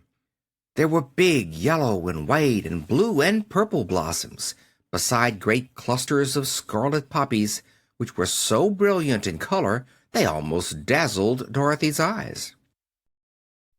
"Aren't they beautiful?" the girl asked, as she breathed in the spicy scent of the bright flowers. "I suppose so," answered the Scarecrow. "When I have brains, I shall probably like them better." "If I only had a heart, I should love them," added the Tin Woodman. "I always did like flowers," said the Lion. "They seem so helpless and frail, but there are none in the forest so bright as these." They now came upon more and more of the big scarlet poppies, and fewer of the other flowers, and soon they found themselves in the midst of a great meadow of poppies. Now, it is well known that when there are many of these flowers together, their odor is so powerful that anyone who breathes it falls asleep, and if the sleeper is not carried away from the scent of the flowers, he sleeps on and on forever. But Dorothy did not know this, nor could she get away from the bright red flowers that were everywhere about. So presently her eyes grew heavy, and she felt she must sit down to rest and to sleep. But the Tin Woodman would not let her do this. "We must hurry and get back to the road of yellow brick before dark," he said, and the Scarecrow agreed with him. So they kept walking until Dorothy could stand no longer. Her eyes closed in spite of herself, and she forgot where she was and fell among the poppies fast asleep. "What shall we do?" asked the Tin Woodman. "If we leave her here, she will die," said the Lion. "The smell of the flowers is killing us all. I myself can scarcely keep my eyes open, and the dog is asleep already." It was true. Toto had fallen down beside his little mistress, but the Scarecrow and the Tin Woodman, not being made of flesh, were not troubled by the scent of the flowers. "Run fast," said the Scarecrow to the Lion, "and get out of this deadly flower bed as soon as you can. We will bring the little girl with us, but if you should fall asleep, you are too big to be carried." So the Lion roused himself and bounded forward as fast as he could go. In a moment he was out of sight. "Let us make a chair with our hands and carry her," said the Scarecrow. So they picked up Toto and put the dog in Dorothy's lap, and then they made a chair with their hands for the seat and their arms for the arms, and carried the sleeping girl between them through the flowers. On and on they walked, and it seemed that the great carpet of deadly flowers that surrounded them would never end. They followed the bend of the river, and at last came upon their friend, the Lion, lying fast asleep among the poppies. The flowers had been too strong for the huge beast, and he had given up at last, and fallen only a short distance from the end of the poppy bed, where the sweet grass spread in beautiful green fields before them. "We can do nothing for him," said the Tin Woodman sadly, "for he is much too heavy to lift. We must leave him here to sleep on forever, and perhaps he will dream that he has found courage at last." "I'm sorry," said the Scarecrow. The Lion was a very good comrade for one so cowardly, but let us go on. They carried the sleeping girl to a pretty spot beside the river, far enough from the poppy field to prevent her breathing any more of the poison of the flowers, and here they laid her gently on the soft grass and waited for the fresh breeze to waken her. Chapter 9. The Queen of the Field Mice. "We cannot be far from the road of yellow brick now," remarked the Scarecrow as he stood beside the girl, "for we have come nearly as far as the river carried us." The Tin Woodman was about to reply when he heard a low growl. Then, turning his head, which worked beautifully on hinges, he saw a strange beast come bounding over the grass toward them. It was indeed a great yellow wildcat, and the Woodman thought it must be chasing something, for its ears were lying close to its head, and its mouth was wide open, showing 2 rows of ugly teeth, while its red eyes glowed like balls of fire. As it came nearer, the Tin Woodman saw that running before the beast was a little gray field mouse, and although he had no heart, He knew it was wrong for the wildcat to try to kill such a pretty, harmless creature. So the woodman raised his axe, and as the wildcat ran by, he gave it a quick blow that cut the beast's head clean off from its body, and it rolled over at his feet in 2 pieces. The field mouse, now that it was freed from its enemy, stopped short, and coming slowly up to the woodman, it said, in a squeaky little voice, "Oh, thank you ever so much for saving my life." "Don't speak of it, I beg you," replied the woodman. "I have no heart, you know, so I am careful to help all those who may need a friend, even if it happens to be only a mouse." "Only a mouse?" cried the little animal indignantly. "Why, I am a queen, the queen of all the field mice." "Oh, indeed," said the woodman, making a bow. "Therefore you have done a great deed, as well as a brave one, in saving my life," added the queen. At that moment several mice were seen running up as fast as their little legs could carry them, and when they saw their queen they exclaimed, "Oh, your Majesty, we thought you would be killed. How did you manage to escape the great wildcat?" They all bowed so low to the little queen that they almost stood on their heads.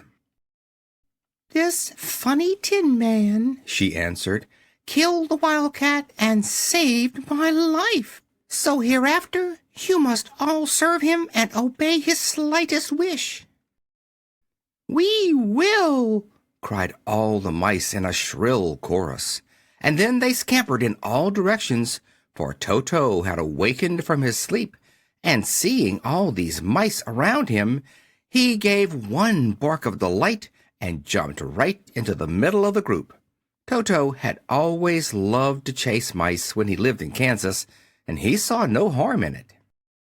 But the Tin Woodman caught the dog in his arms and held him tight, while he called to the mice, come back, Toto shall not hurt you." At this the Queen of the Mice stuck her head out from underneath a clump of grass and asked in a timid voice, "Are you sure he will not bite us?" "I will not let him," said the Woodman, "so do not be afraid." One by one the mice came creeping back, and Toto did not bark again, although he tried to get out of the Woodman's arms, and would have bitten him had he not known very well he was made of tin. Finally one of the biggest mice spoke. "Is there anything we can do," it asked, "to repay you for saving the life of our queen?" "Nothing that I know of," answered the Woodman. But the Scarecrow, who had been trying to think, but could not because his head was stuffed with straw, said quickly, "Oh, yes, you can save our friend, the Cowardly Lion, who is asleep in the poppy bed." "A lion?" cried the little queen. "Why, he would eat us all up." "Oh, no," declared the Scarecrow.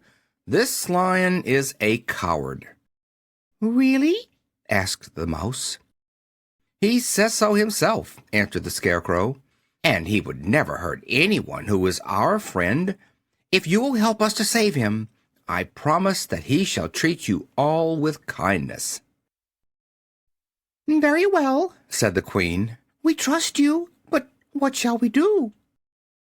"Are there many of these mice which call you Queen and are willing to obey you?" "Oh, yes, there are thousands," she replied. "Then send for them all to come here as soon as possible, and let each one bring a long piece of string." The Queen turned to the mice that attended her and told them to go at once and get all her people.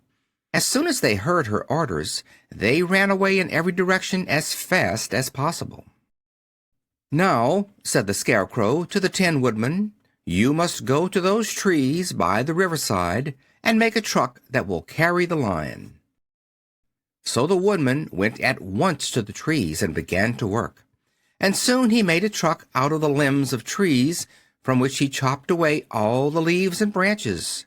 He fastened it together with wooden pegs and made the 4 wheels out of short pieces of a big tree trunk.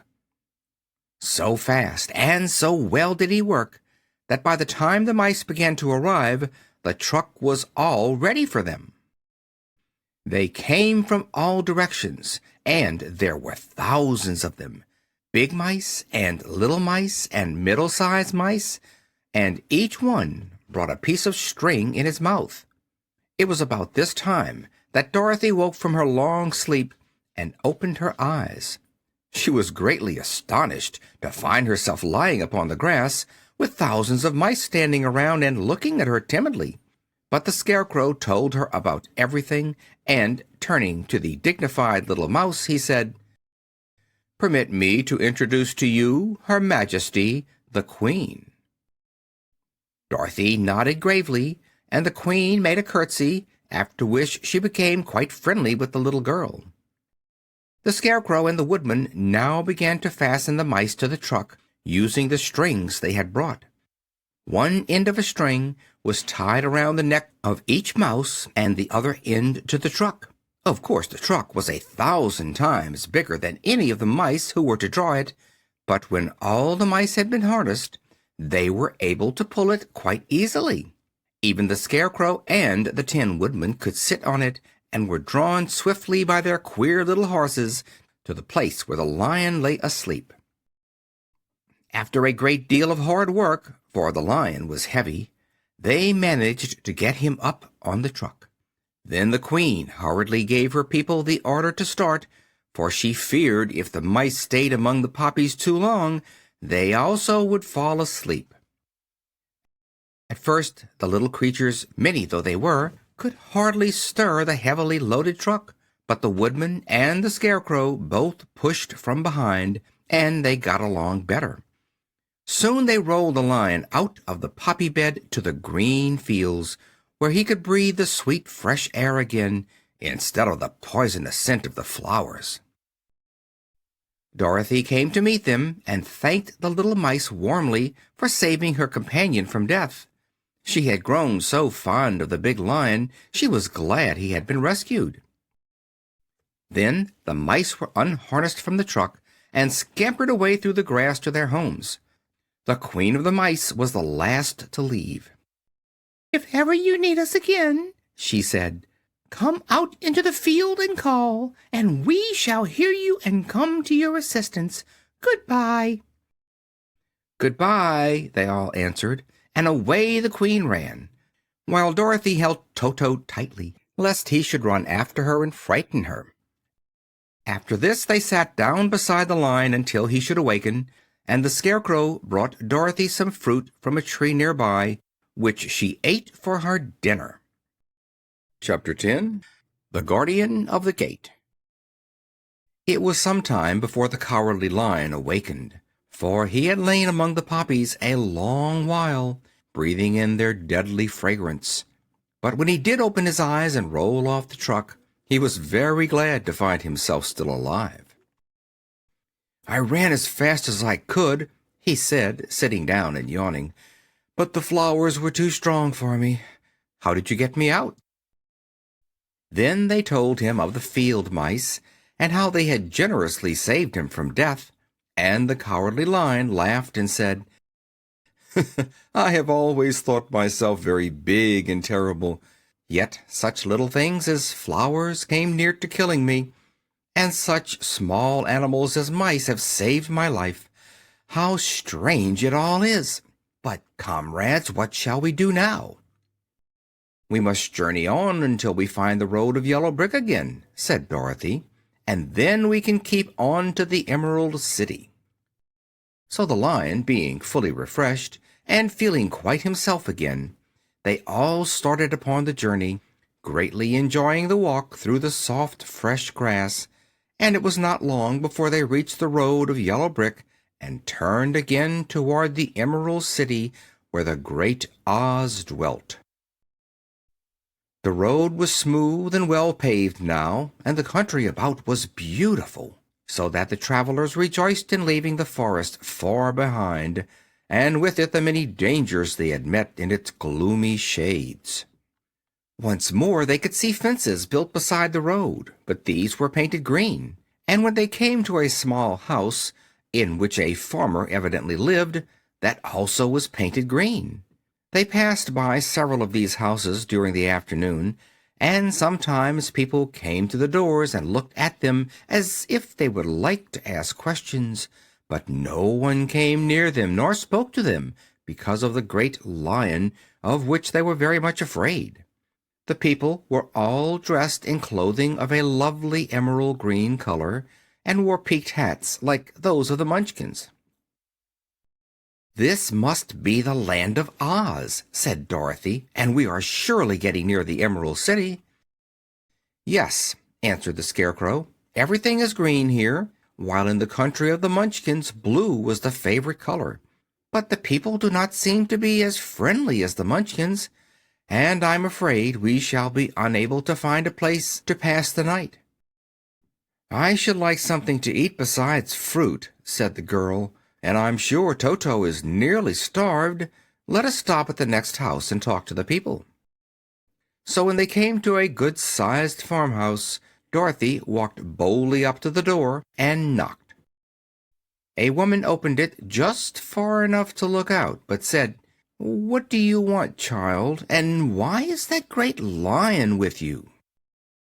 "We wish to pass the night with you, if you will allow us," answered Dorothy. "And the lion is my friend and comrade, and would not hurt you for the world."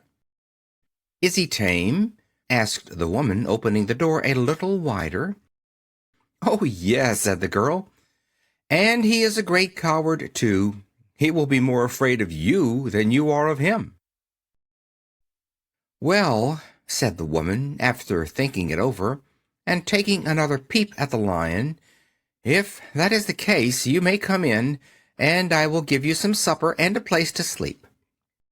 So they all entered the house, where there were, besides the woman, 2 children and a man. The man had hurt his leg and was lying on the couch in a corner. They seemed greatly surprised to see so strange a company, and while the woman was busy laying the table, the man asked, "Where are you all going?" "To the Emerald City," said Dorothy, "to see the great Oz." "Oh, indeed!" exclaimed the man. "Are you sure that Oz will see you?" "Why not?" she replied.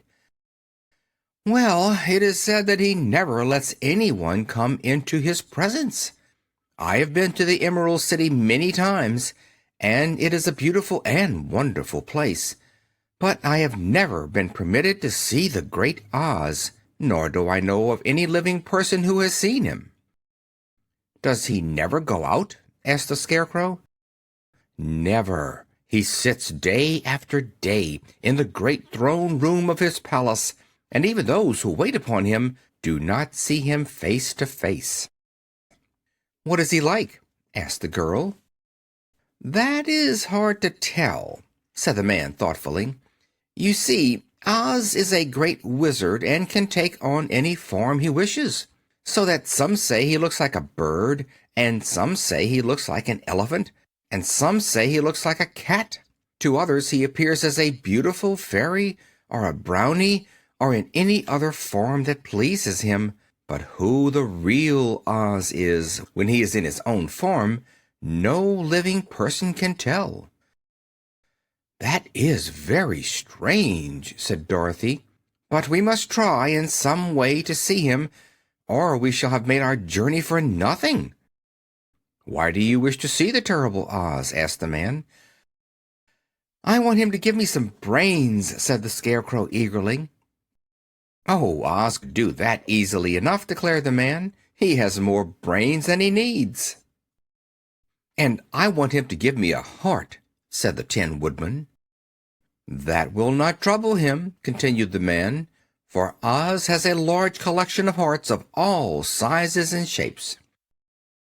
"And I want him to give me courage," said the Cowardly Lion. "Oz keeps a great pot of courage in his throne room," said the man, "which he has covered with a golden plate to keep it from running over. He will be glad to give you some." "And I want him to send me back to Kansas," said Dorothy. "Where is Kansas?" asked the man with surprise. "I don't know," replied Dorothy sorrowfully, But it is my home, and I'm sure it's somewhere. Very likely. Well, Oz can do anything, so I suppose he will find Kansas for you. But first you must get to see him, and that will be a hard task, for the Great Wizard does not like to see anyone, and he usually has his own way. But what do you want?" he continued, speaking to Toto. Toto only wagged his tail, for, strange to say, he could not speak. The woman now called to them that supper was ready, so they gathered around the table, and Dorothy ate some delicious porridge, and a dish of scrambled eggs, and a plate of nice white bread, and enjoyed her meal. The Lion ate some of the porridge, but did not care for it, saying it was made from oats, and oats were food for horses, not for lions. The Scarecrow and the Tin Woodman ate nothing at all. Toto ate a little of everything and was glad to get a good supper again. The woman now gave Dorothy a bed to sleep in, and Toto lay down beside her, while the Lion guarded the door of her room so she might not be disturbed. The Scarecrow and the Tin Woodman stood up in a corner and kept quiet all night, although of course they could not sleep. The next morning, as soon as the sun came up, they started on their way, and soon saw a beautiful green glow in the sky just before them.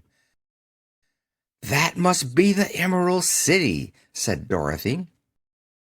As they walked on, the green glow became brighter and brighter, and it seemed that at last they were nearing the end of their travels. Yet it was afternoon before they came to the great hall that surrounded the city. It was high and thick, and of a bright green color. In front of them, and at the end of the road of yellow brick, was a big gate, all studded with emeralds that glittered so in the sun that even the painted eyes of the Scarecrow were dazzled by their brilliancy. There was a bell beside the gate, and Dorothy pushed the button and heard a silvery tinkle sound within. Then the big gate swung slowly open, and they all passed through and found themselves in a high-arched room, the walls of which glistened with countless emeralds. Before them stood a little man about the same size as the Munchkins. He was clothed all in green, from his head to his feet, and even his skin was of a greenish tint, and at his side was a large green box. When he saw Dorothy and her companions, the man asked, "What do you wish in Emerald City?" "We came here to see the great Oz," said Dorothy. The man was so surprised at this answer that he sat down to think it over. "It has been many years since anyone asked me to see Oz," he said, shaking his head in perplexity. "He is powerful and terrible, and if you come on an idle or foolish errand to bother the wise reflections of the Great Wizard, he might be angry and destroy you all in an instant." "But it is not a foolish errand, nor an idle one," replied the Scarecrow. "It is important, and we have been told that Oz is a good wizard." "And so he is," said the Green Man, "and he rules the Emerald City wisely and well. But to those who are not honest, or who approach him from curiosity, he is most terrible, and few have ever dared ask to see his face. I am the guardian of the gates, and since you demand to see the great Oz, I must take you to his palace. But first you must put on the spectacles." "Why?" asked Dorothy. "Because if you do not wear spectacles, the brightness and glory of the Emerald City would blind you. Even those who live in the city must wear spectacles night and day. They are all locked on, for Oz so ordered it when the city was first built, and I have the only key that will unlock them." He opened the big box, and Dorothy saw that it was filled with spectacles of every size and shape. All of them had green glasses in them. The guardian of the gates found a pair that would just fit Dorothy and put them over her eyes. There were 2 golden bands fastened to them that passed around the back of her head, where they were locked together by a little key that was at the end of a chain the guardian of the gates wore around his neck. When they were on, Dorothy could not take them off had she wished, but of course she did not wish to be blinded by the glare of the Emerald City, so she said nothing. Then the Green Man fitted spectacles for the Scarecrow, and the Tin Woodman, and the Lion, and even on little Toto, and all were locked fast with the key. Then the guardian of the gates put on his own glasses and told them he was ready to show them to the palace. Taking a big golden key from a peg on the wall, he opened another gate, and they all followed him through the portal into the streets of the Emerald City. Chapter 11. The Wonderful City of Oz. Even with their eyes protected by the green spectacles, Dorothy and her friends were at first dazzled by the brilliancy of the wonderful city. The streets were lined with beautiful houses, all built of green marble and studded everywhere with sparkling emeralds. They walked over a pavement of the same green marble, and where the blocks were joined together were rows of emeralds set closely and glittering in the brightness of the sun. The window panes were of green glass. Even the sky above the city had a green tint, and the rays of the sun were green. There were many people, men, women, and children, walking about, and these were all dressed in green clothes and had greenish skins. They looked at Dorothy and her strangely assorted company with wondering eyes, and the children all ran away and hid behind their mothers when they saw the Lion, but no one spoke to them. Many shops stood in the street, and Dorothy saw that everything in them was green. Green candy and green popcorn were offered for sale, as well as green shoes, green hats, green clothes of all sorts. At one place a man was selling green lemonade, and when the children bought it, Dorothy could see that they paid for it with green pennies. There seemed to be no horses nor animals of any kind. The men carried things around in little green carts which they pushed before them. Everyone seemed happy and contented and prosperous. The guardian of the gates led them through the streets until they came to a big building, exactly in the middle of the city, which was the palace of Oz the Great Wizard. There was a soldier before the door, dressed in a green uniform and wearing a long green beard. "Here are strangers," said the guardian of the gates to him, "and they demand to see the Great Oz." "Step inside," answered the soldier, "and I will carry your message to him." So they passed through the palace gates and were led into a big room with a green carpet and lovely green furniture set with emeralds. The soldier made them all wipe their feet upon a green mat before entering this room, and when they were seated he said politely, "Please make yourself comfortable while I go to the door of the throne room and tell Oz you are here." They had to wait a long time before the soldier returned. When at last he came back, Dorothy asked, "Have you seen Oz?" "Oh, no," returned the soldier. "I have never seen him, but I spoke to him as he sat behind his screen and gave him your message. He says he will grant you an audience if you so desire, but each one of you must enter his presence alone, and he will admit but one each day. Therefore, as you must remain in the palace for several days, I will have you shown to rooms where you may rest in comfort after your journey." "Thank you," replied the girl. "That is very kind of Oz." The soldier now blew upon a green whistle, and at once a young girl, dressed in a pretty green silk gown, entered the room. She had lovely green hair and green eyes, and she bowed low before Dorothy as she said, "Follow me, and I will show you your room." So Dorothy said good-bye to all her friends except Toto, and taking the dog in her arms, followed the green girl through 7 passages and up 3 flights of stairs until they came to a room at the front of the palace. It was the sweetest little room in the world, with a soft, comfortable bed that had sheets of green silk and a green velvet counterpane. There was a tiny fountain in the middle of the room that shot a spray of green perfume into the air to fall back into a beautifully carved green marble basin. Beautiful green flowers stood in the windows, and there was a shelf with a row of little green books. When Dorothy had time to open these books, she found them full of queer green pictures that made her laugh, they were so funny. In a wardrobe were many green dresses made of silk and satin and velvet, and all of them fitted Dorothy exactly. "Make yourself perfectly at home," said the green girl, "and if you wish for anything, ring the bell. Oz will send for you tomorrow morning." She left Dorothy alone and went back to the others. These she also led to rooms, and each one of them found himself lodged in a very pleasant part of the palace. Of course, this politeness was wasted on the Scarecrow, for when he found himself alone in his room, he stood stupidly in one spot, just within the doorway, to wait till morning.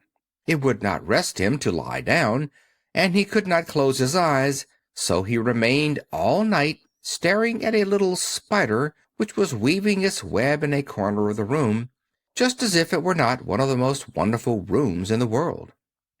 The Tin Woodman lay down on his bed from force of habit, for he remembered when he was made of flesh, but not being able to sleep, he passed the night moving his joints up and down to make sure they kept in good working order. The Lion would have preferred a bed of dried leaves in the forest, and did not like being shut up in a room, but he had too much sense to let this worry him. So he sprang upon the bed and rolled himself up like a cat and purred himself asleep in a minute. The next morning, after breakfast, the Green Maiden came to fetch Dorothy, and she dressed her in one of the prettiest gowns made of green brocaded satin. Dorothy put on a green silk apron and tied a green ribbon around Toto's neck, and they started for the throne room of the Great Oz.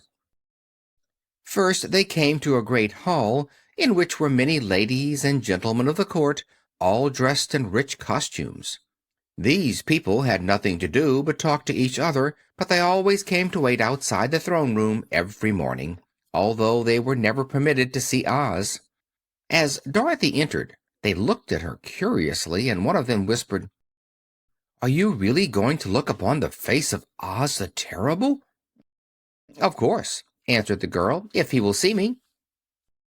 "Oh, he will see you," said the soldier who had taken her message to the Wizard, "although he does not like to have people ask to see him. Indeed, at first he was angry, and said I should send you back where you came from. Then he asked me what you looked like, and when I mentioned your silver shoes, he was very much interested. At last I told him about the mark upon your forehead, and he decided he would admit you to his presence." Just then the bell rang, and the green girl said to Dorothy, "That is the signal. You must go into the throne room alone." She opened a little door, and Dorothy walked boldly through and found herself in a wonderful place. It was a big round room with a high arched roof, and the walls and ceiling and floor were covered with large emeralds set closely together. In the center of the room was a great light as bright as the sun, which made the emeralds sparkle in a wonderful manner. But what interested Dorothy most was the big throne of green marble that stood in the middle of the room. It was shaped like a chair and sparkled with gems, as did everything else. In the center of the chair was an enormous head without a body to support it, or any arms or legs whatever. There was no hair upon this head, but it had eyes and a nose and mouth, and was much bigger than the head of the biggest giant. As Dorothy gazed upon this in wonder and fear, the eyes turned slowly and looked at her sharply and steadily. Then the mouth moved, and Dorothy heard a voice say, "I am Oz the Great and Terrible. Who are you, and why do you seek me?" It was not such an awful voice as she had expected to come from the big head, so she took courage and answered, "I am Dorothy, the small and meek. I have come to you for help." The eyes looked at her thoughtfully for a full minute. Then the voice said, "Where did you get the silver shoes?" "I got them from the Wicked Witch of the East when my house fell on her and killed her," she replied. "Where did you get the mark upon your forehead?" continued the voice. "That is where the Good Witch of the North kissed me when she bade me good-bye and sent me to you," said the girl. Again the eyes looked at her sharply, and they saw she was telling the truth. Then Oz asked, "What do you wish me to do?" "Send me back to Kansas, where my Aunt Em and Uncle Henry are," she answered earnestly. "I don't like your country, although it is so beautiful, and I am sure Aunt Em would be dreadfully worried over my being away so long." The eyes winked 3 times, and then they turned up to the ceiling and down to the floor and rolled around so queerly that they seemed to see every part of the room. And at last they looked at Dorothy again. "Why should I do this for you?" asked Oz. "Because you are strong and I am weak, because you are a great wizard and I am only a little girl." "But you were strong enough to kill the Wicked Witch of the East," said Oz. "That just happened," returned Dorothy simply. "I could not help it." "Well," said the head, "I will give you my answer. You have no right to expect me to send you back to Kansas unless you do something for me in return. In this country, everyone must pay for everything he gets. If you wish me to use my magic power to send you home again, you must do something for me first. Help me, and I will help you." "What must I do?" asked the girl. "Kill the Wicked Witch of the West," answered Oz. "But I cannot!" exclaimed Dorothy, greatly surprised. "You kill the Witch of the East, and you wear the silver shoes, which is a powerful charm. There is now but one Wicked Witch left in all this land, and when you can tell me she is dead, I will send you back to Kansas, but not before." The little girl began to weep, she was so much disappointed, and the eyes winked again and looked upon her anxiously, as if the great Oz felt that she could help him if she would. "I never killed anything willingly," she sobbed. "Even if I wanted to, how could I kill the Wicked Witch? If you, who are great and terrible, cannot kill her yourself, how do you expect me to do it?" "I do not know," said the head, "but that is my answer. And until the Wicked Witch dies, you will not see your uncle and aunt again. Remember that the witch is wicked, tremendously wicked, and ought to be killed. Now go, and do not ask to see me again until you have done your task." Sorrowfully, Dorothy left the throne room and went back where the Lion and Scarecrow and the Tin Woodman were waiting to hear what Oz had said to her. "There is no hope for me," she said sadly, "for Oz will not send me home until I have killed the Wicked Witch of the West, and that I can never do." Her friends were sorry, but could do nothing to help her, so Dorothy went to her own room and lay down on the bed and cried herself to sleep. The next morning the soldier with the green whiskers came to the Scarecrow and said, "Come with me, for Oz has sent for you." So the Scarecrow followed him and was admitted into the great throne room, where he saw, sitting in the emerald throne, a most lovely lady. She was dressed in green silk gauze, and wore upon her flowing green locks a crown of jewels. Growing from her shoulders were wings, gorgeous in color, and so light that they fluttered if the slightest breath of air reached them. When the Scarecrow had bowed, as prettily as his straw stuffing would let him, before this beautiful creature, she looked upon him sweetly and said, I am Oz, the Great and Terrible. Who are you, and why do you seek me?" Now the Scarecrow, who had expected to see the great head Dorothy had told him of, was much astonished, but he answered her bravely. "I am only a scarecrow stuffed with straw, therefore I have no brains, and I come to you praying that you will put brains in my head instead of straw, so that I may become as much a man as any other in your dominions." "Why should I do this for you?" asked the lady. "Because you are wise and powerful, and no one else can help me," answered the Scarecrow. "I never grant favors without some return," said Oz, "but this much I will promise. If you will kill for me the Wicked Witch of the West, I will bestow upon you a great many brains, and such good brains that you will be the wisest man in all the land of Oz." "I thought you asked Dorothy to kill the witch," said the Scarecrow in surprise. "So I did. I don't care who kills her, but until she is dead I will not grant your wish. Now go, and do not seek me again until you have earned the brains you so greatly desire." The Scarecrow went sorrowfully back to his friends and told them what Oz had said, and Dorothy was surprised to find that the Great Wizard was not a head, as she had seen him, but a lovely lady. "All the same," said the Scarecrow, "she needs a heart as much as the Tin Woodman." On the next morning, the soldier with the green whiskers came to the Tin Woodman and said, "Oz has sent for you. Follow me." So the Tin Woodman followed him and came to the great throne room.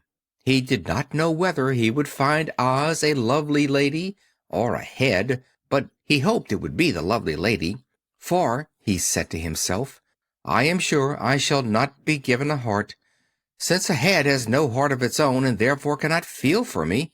But if it is the lovely lady, I shall beg hard for a heart, for all ladies are themselves said to be kindly-hearted." But when the Woodman entered the great throne room, he saw neither the head nor the lady, for Oz had taken the shape of a most terrible beast.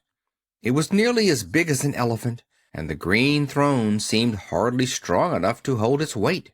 The beast had a head like that of a rhinoceros, only there were 5 eyes in its face. There were 5 long arms growing out of its body, and it also had 5 long, slim legs. Thick, woolly hair covered every part of it, and a more dreadful-looking monster could not be imagined. It was fortunate the Tin Woodman had no heart at that moment, for it would have beat loud and fast from terror. But being only tin, the Woodman was not at all afraid, although he was much disappointed. "I am Oz the Great and Terrible," spoke the beast, in a voice that was one great roar. "Who are you, and why do you seek me?" "I am a woodman and made of tin, therefore I have no heart and cannot love. I pray you to give me a heart that I may be as other men are." "Why should I do this?" demanded the beast.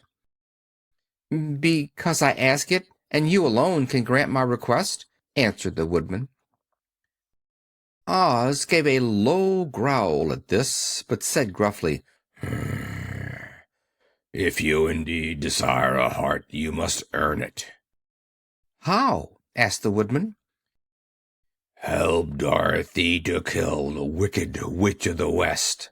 When the witch is dead, come to me, and I will then give you the biggest and kindest and most loving heart in all the land of Oz."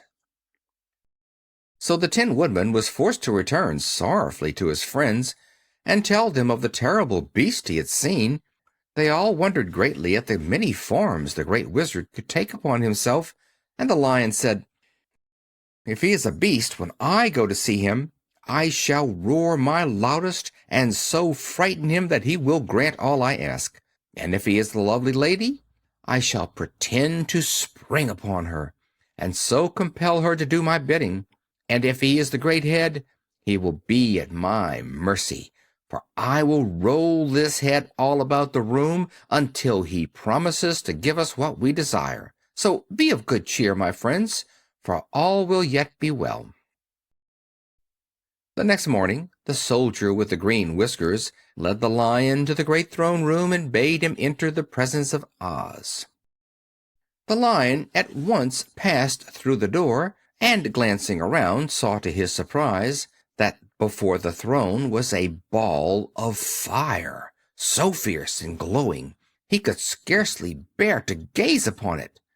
His first thought was that Oz had by accident caught on fire and was burning up, but when he tried to go nearer, the heat was so intense that it singed his whiskers, and he crept back tremblingly to a spot nearer the door.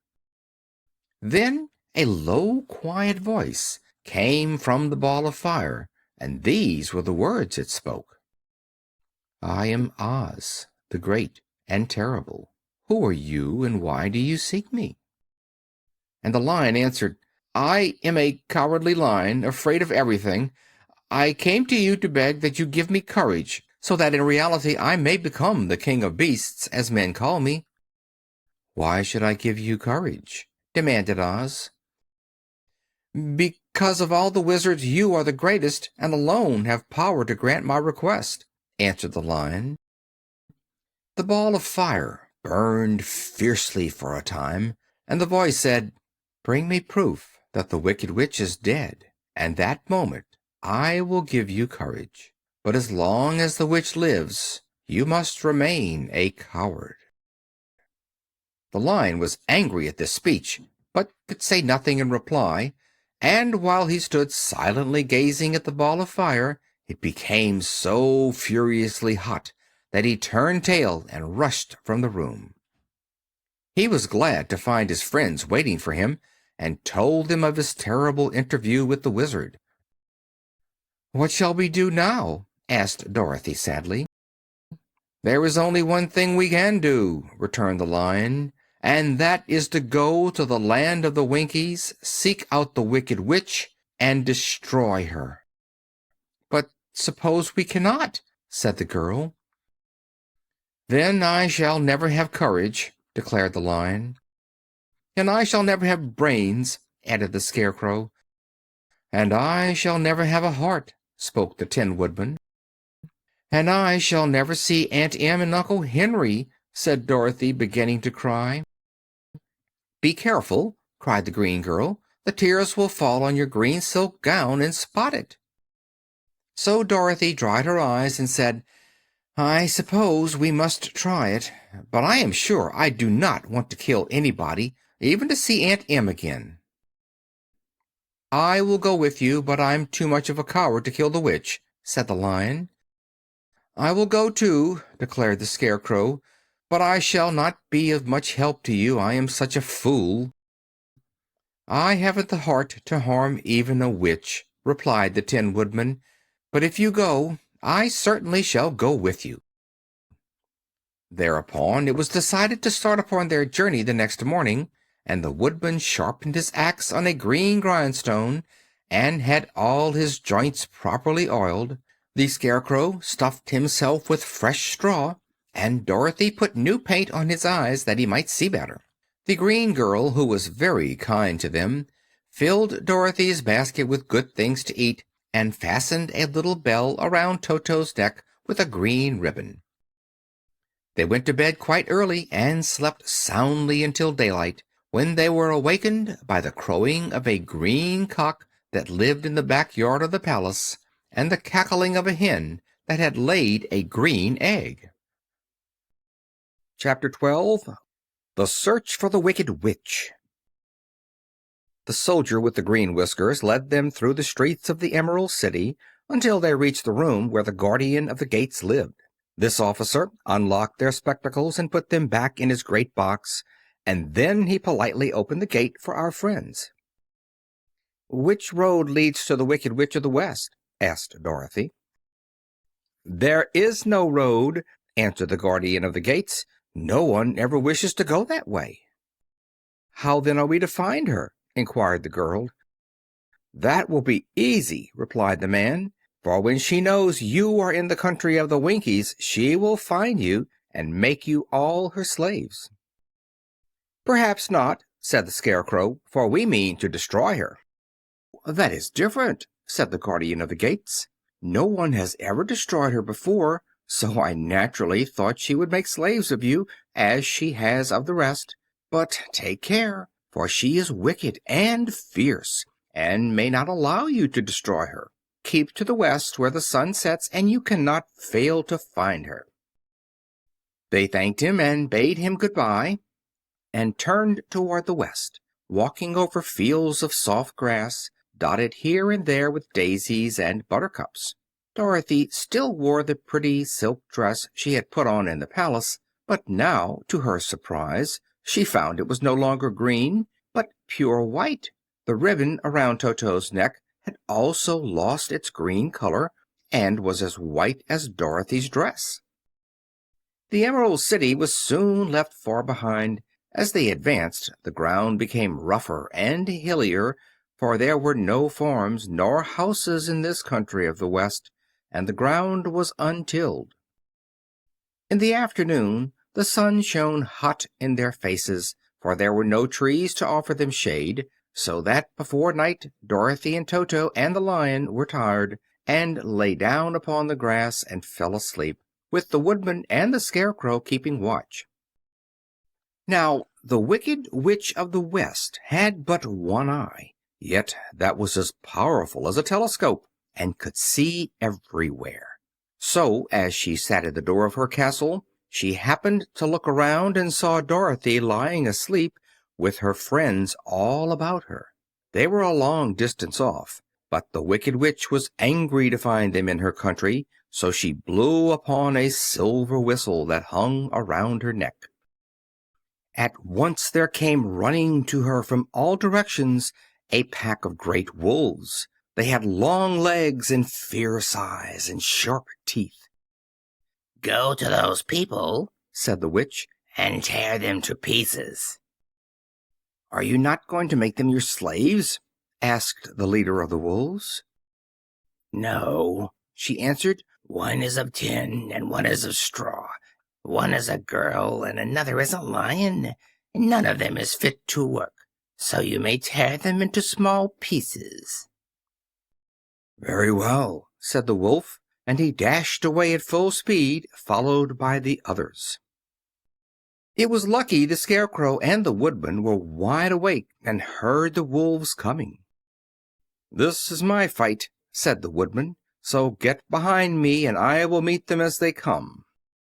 He seized his axe, which he had made very sharp, and as the leader of the wolves came on, the Tin Woodman swung his arm and chopped the wolf's head from its body, so that it immediately died. As soon as he could raise his axe, another wolf came up, and he also fell under the sharp edge of the Tin Woodman's weapon. There were 40 wolves, and 40 times a wolf was killed, so that at last they all lay dead in a heap before the Woodman. Then he put down his axe and sat beside the Scarecrow, who said, "It was a good fight, friend." They waited until Dorothy awoke the next morning.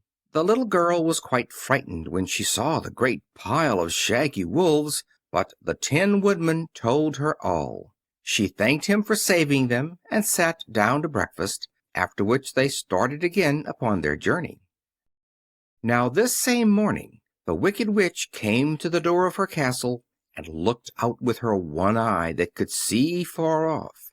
She saw all her wolves lying dead, and the strangers still traveling through her country.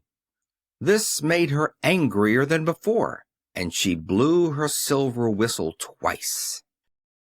Straightway a great flock of wild crows came flying toward her, enough to darken the sky. And the Wicked Witch said to the King Crow, "Fly at once to the strangers, peck out their eyes, and tear them to pieces." The wild crows flew in one great flock toward Dorothy and her companions. When the little girl saw them coming, she was afraid. But the Scarecrow said, "This is my battle, so lie down beside me and you will not be harmed." So they all lay upon the ground except the Scarecrow, and he stood up and stretched out his arms. And when the crows saw him they were frightened, as these birds always are by scarecrows, and did not dare to come any nearer. But the King Crow said, "It is only a stuffed man. I will peck his eyes out." The King Crow flew at the Scarecrow, who caught it by the head and twisted its neck until it died. And then another crow flew at him, and the Scarecrow twisted its neck also. There were 40 crows, and 40 times the Scarecrow twisted a neck, until at last all were lying dead beside him. Then he called his companions to rise, and again they went upon their journey. When the Wicked Witch looked out again and saw all her crows lying in a heap, she got into a terrible rage and blew 3 times upon her silver whistle. Forthwith there was heard a great buzzing in the air, and a swarm of black bees came flying toward her. "Go to the strangers and sting them to death," commanded the witch, and the bees turned and flew rapidly until they came to where Dorothy and her friends were walking. But the Woodman had seen them coming, and the Scarecrow had decided what to do. "Take out my straw and scatter it over the little girl and the dog and the lion," he said to the Woodman, "and the bees cannot sting them." This the Woodman did, and as Dorothy lay close beside the lion and held Toto in her arms, the straw covered them entirely. The bees came and found no one but the Woodman to sting, so they flew at him and broke off all their stings against the tin without hurting the Woodman at all.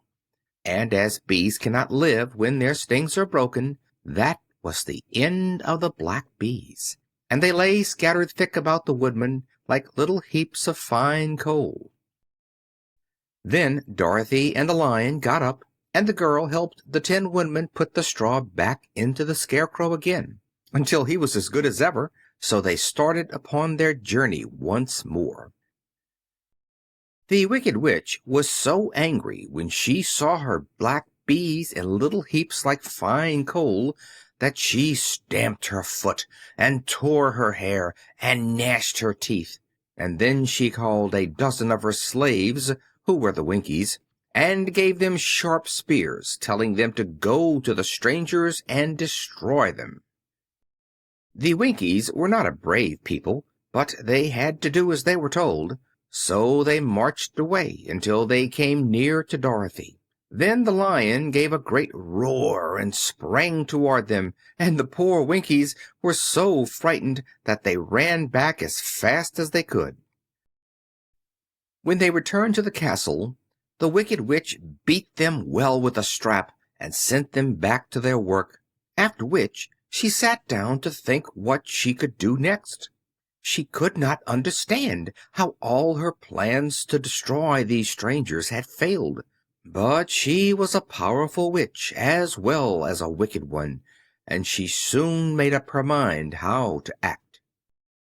There was in her cupboard a golden cap with a circle of diamonds and rubies running round it. This golden cap had a charm. Whoever owned it could call 3 times upon the winged monkeys, who would obey any order they were given. But no person could command these strange creatures more than 3 times. Twice already the Wicked Witch had used the charm of the cap. Once when she had made the Winkies her slaves, and set herself to rule over their country. The winged monkeys had helped her to do this. The second time was when she had fought against the great Oz himself and driven him out of the land of the West. The winged monkeys had also helped her in doing this. Only once more could she use this golden cap, for which reason she did not like to do so until all her other powers were exhausted. But now that her fierce wolves and her wild crows and her stinging bees were gone, and her slaves had been scared away by the cowardly lion, she saw there was only one way left to destroy Dorothy and her friends. So the Wicked Witch took the golden cap from her cupboard and placed it upon her head. Then she stood upon her left foot and said slowly, "Eep!" Peep-a-kaki. Next she stood upon her right foot and said, "Hee-lo, ho-lo, hello." After this she stood upon both feet and cried in a loud voice, "Ziz-a-zooz-a-zik." Now the charm began to work. The sky was darkened, and a low rumbling sound was heard in the air. There was a rushing of many wings, a great chattering and laughing, and the sun came out of the dark sky to show the Wicked Witch surrounded by a crowd of monkeys, each with a pair of immense and powerful wings on his shoulders. One, much bigger than the others, seemed to be their leader. He flew close to the witch and said, "You have called us for the third and last time. What do you command?" Go to the strangers who are within my land and destroy them all, except the lion, said the Wicked Witch. Bring that beast to me, for I have a mind to harness him like a horse and make him work. Your commands shall be obeyed, said the leader. Then, with a great deal of chattering and noise, the winged monkeys flew away to the place where Dorothy and her friends were walking. Some of the monkeys seized the Tin Woodman and carried him through the air until they were over a country thickly covered with sharp rocks. Here they dropped the poor Woodman, who fell a great distance to the rocks, where he lay so battered and dented that he could neither move nor groan. Others of the monkeys caught the Scarecrow, and with their long fingers pulled all of the straw out of his clothes and head. They made his hat and boots and clothes into a small bundle and threw it into the top branches of a tall tree. The remaining monkeys threw pieces of stout rope around the lion and wound many coils about his body and head and legs until he was unable to bite or scratch or struggle in any way. Then they lifted him up and flew away with him to the witch's castle, where he was placed in a small yard with a high iron fence around it, so that he could not escape. But Dorothy they did not harm at all. She stood with Toto in her arms, watching the sad fate of her comrades, and thinking it would soon be her turn.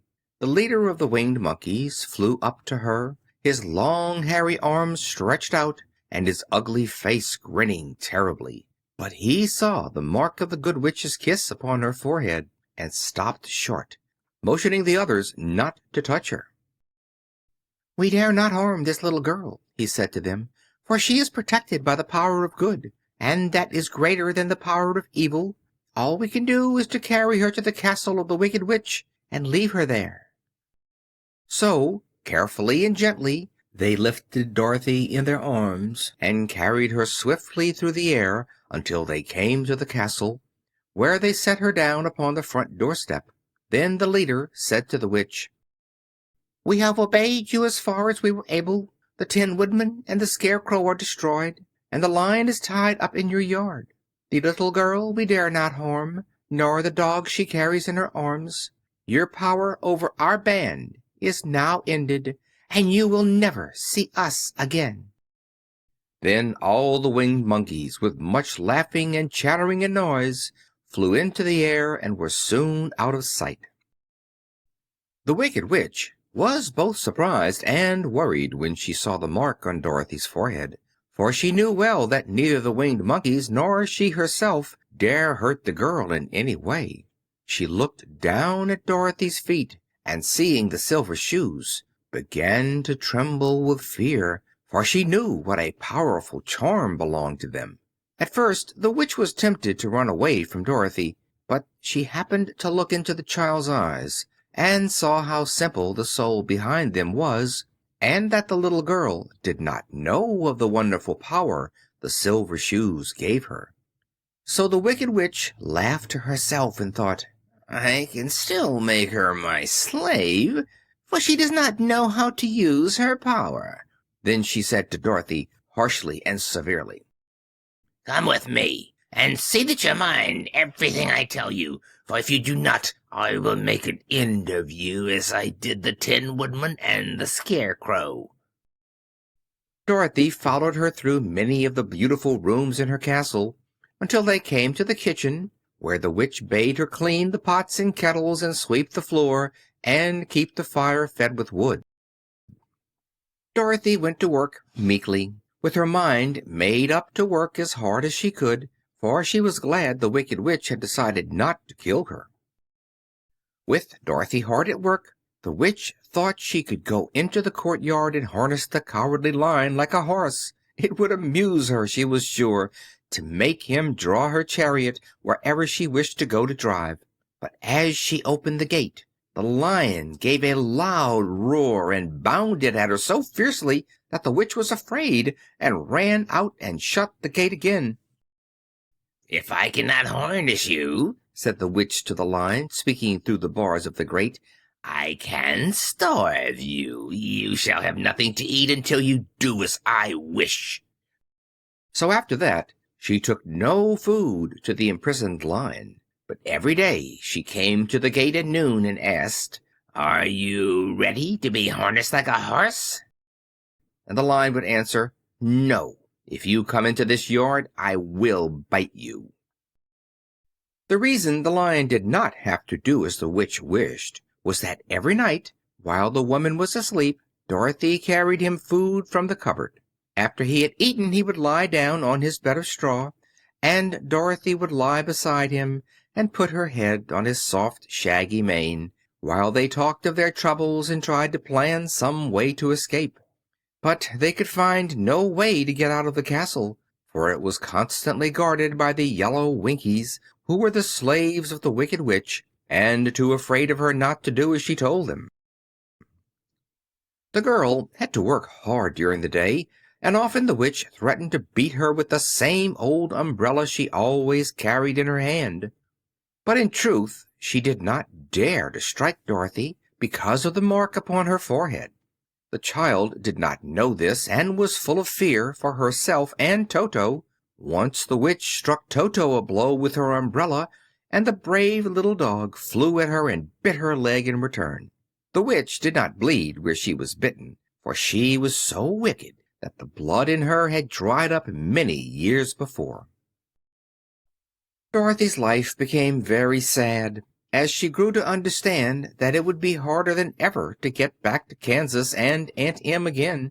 Sometimes she would cry bitterly for hours, with Toto sitting at her feet and looking into her face, whining dismally to show how sorry he was for his little mistress. Toto did not really care whether he was in Kansas or the Land of Oz, so long as Dorothy was with him, but he knew the little girl was unhappy, and that made him unhappy too. Now the Wicked Witch had a great longing to have for her own the silver shoes which the girl always wore. Her bees and her crows and her wolves were lying in heaps and drying up, and she had used up all the power of the golden cap. But if she could only get hold of the silver shoes, they would give her more power than all the other things she had lost. She watched Dorothy carefully to see if she ever took off her shoes, thinking she might steal them. But the child was so proud of her pretty shoes that she never took them off except at night and when she took her bath. The witch was too much afraid of the dark to dare go in Dorothy's room at night to take the shoes, and her dread of water was greater than her fear of the dark. So she never came near when Dorothy was bathing. Indeed, the old witch never touched water, nor ever let water touch her in any way.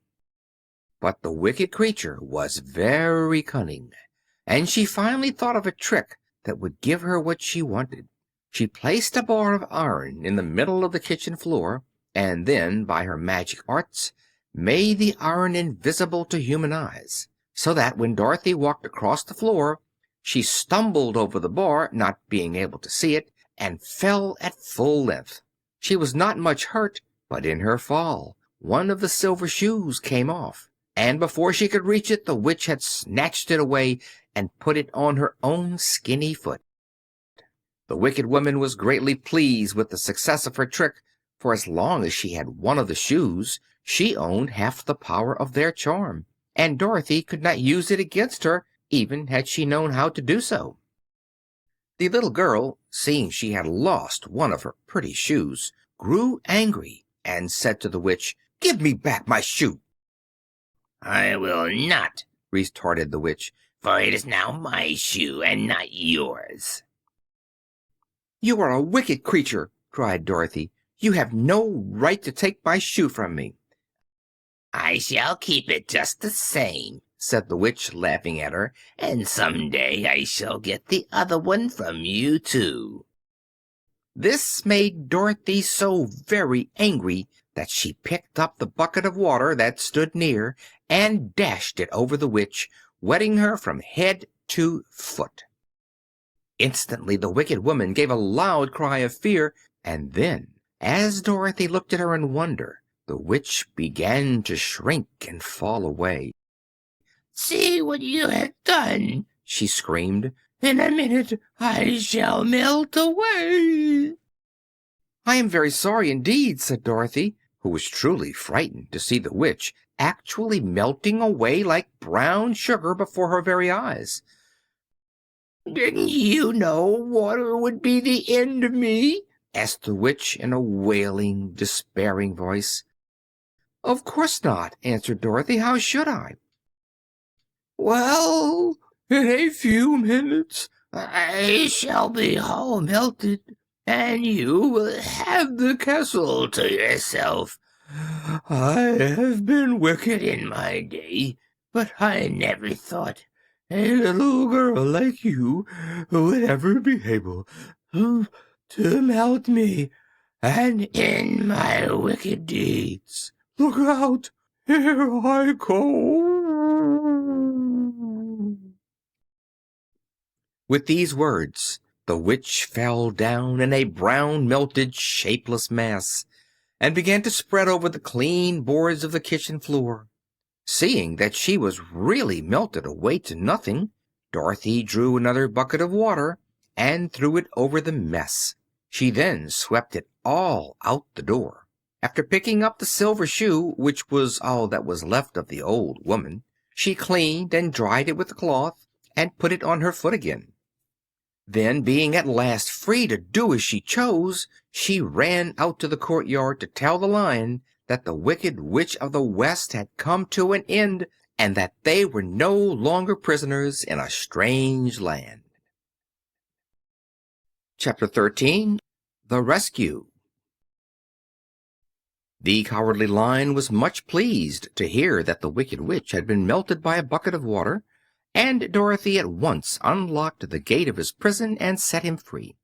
They went in together to the castle, where Dorothy's first act was to call all the Winkies together and tell them that they were no longer slaves.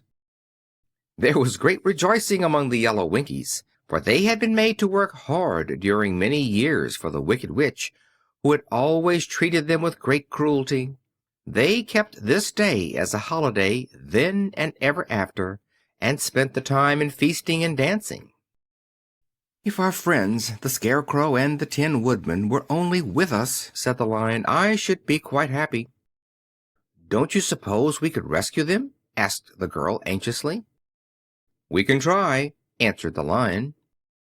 So they called the yellow Winkies and asked them if they would help to rescue their friends, and the Winkies said that they would be delighted to do all in their power for Dorothy, who had set them free from bondage. So she chose a number of the Winkies who looked as if they knew the most, and they all started away. They traveled that day and part of the next, until they came to the rocky plain where the Tin Woodman lay, all battered and bent. His axe was near him, but the blade was rusted and the handle broken off short.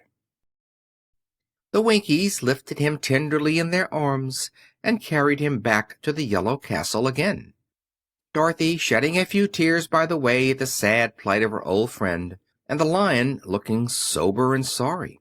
When they reached the castle, Dorothy said to the Winkies, "Are any of your people tinsmiths?"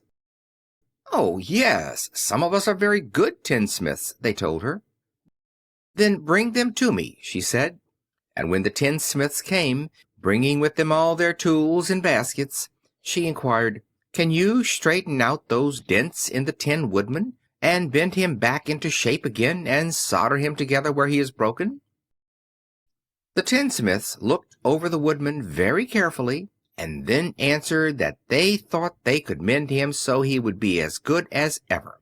So they set to work in one of the big yellow rooms of the castle, and worked for 3 days and 4 nights, hammering and twisting and bending and soldering and polishing and pounding at the legs and body and head of the Tin Woodman, until at last he was straightened out into his old form, and his joints worked as well as ever. To be sure, there were several patches on him, but the tinsmiths did a good job, and as the woodman was not a vain man, he did not mind the patches at all. When at last he walked into Dorothy's room and thanked her for rescuing him, he was so pleased that he wept tears of joy, and Dorothy had to wipe every tear carefully from his face with her apron, so his joints would not be rusted. At the same time, her own tears fell thick and fast at the joy of meeting her old friend again, and these tears did not need to be wiped away.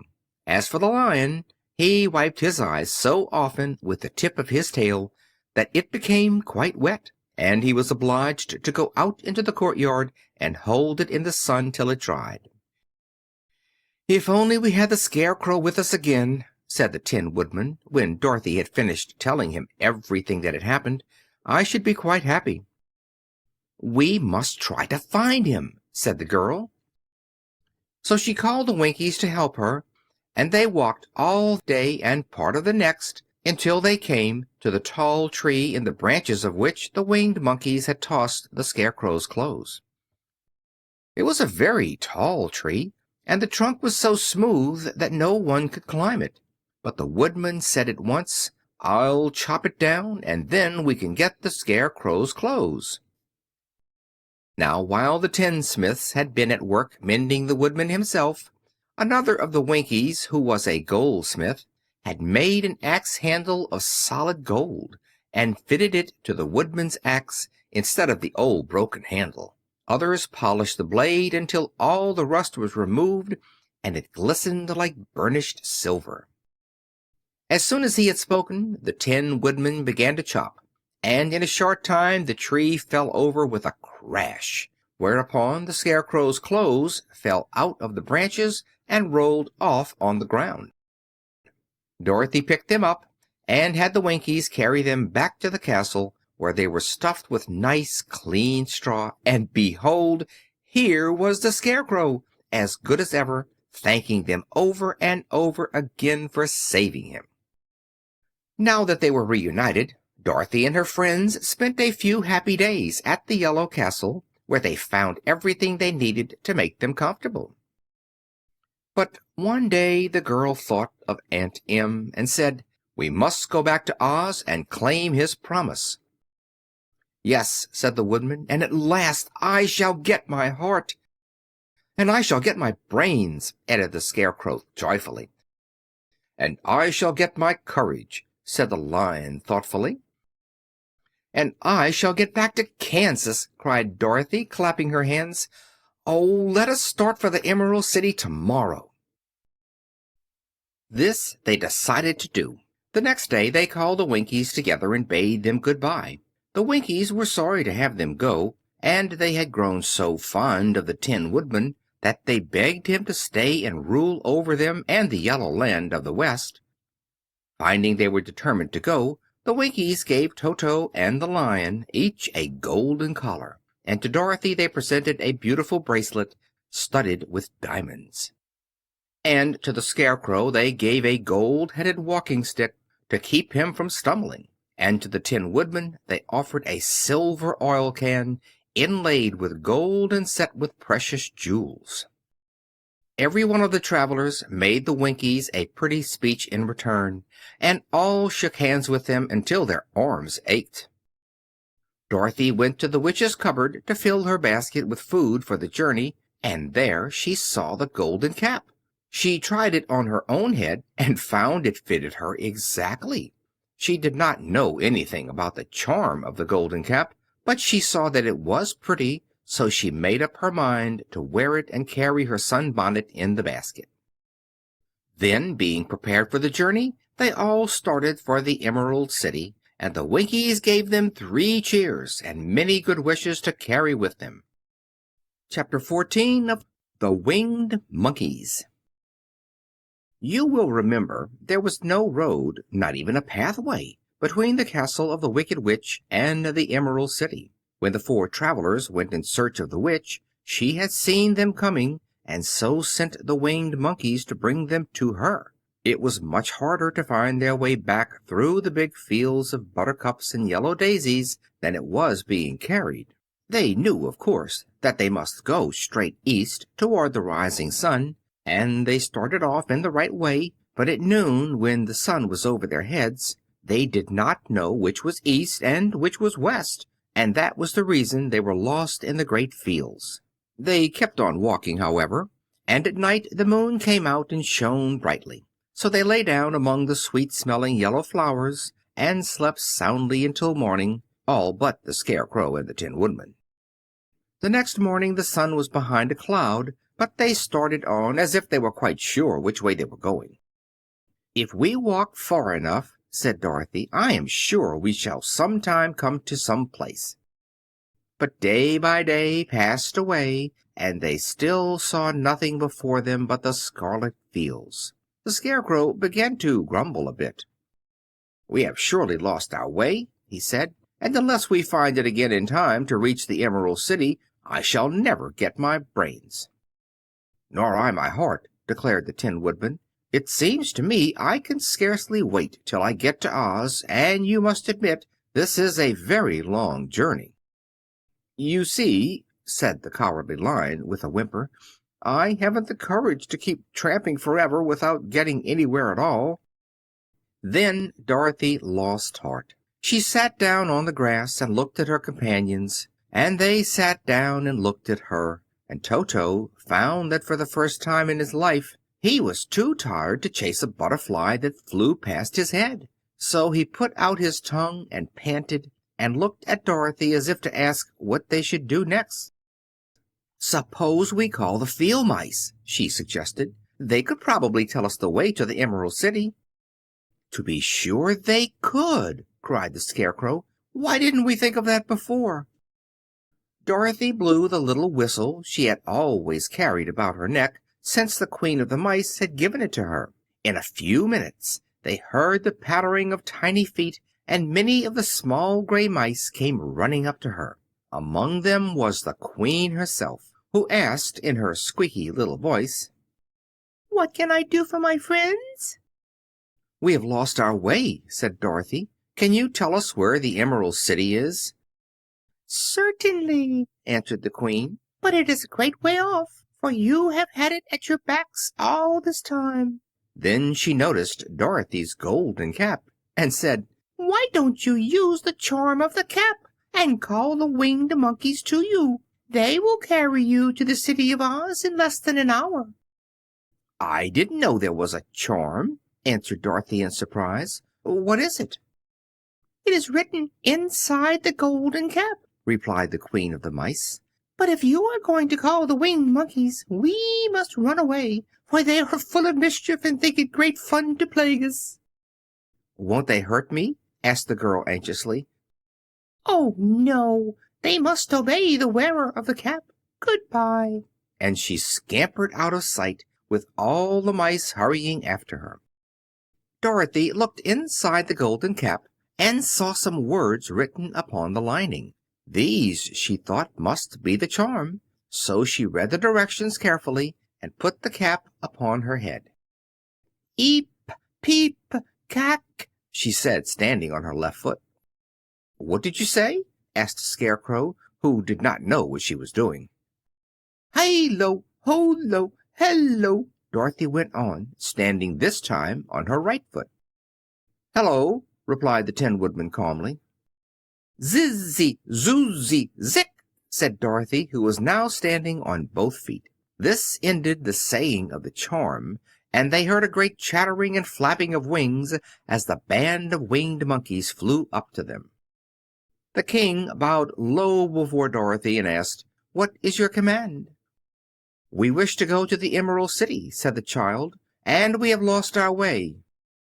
"We will carry you," replied the king, and no sooner had he spoken than two of the monkeys caught Dorothy in their arms and flew away with her. Others took the Scarecrow and the Woodman and the Lion, and one little monkey seized Toto and flew after them, although the dog tried hard to bite him.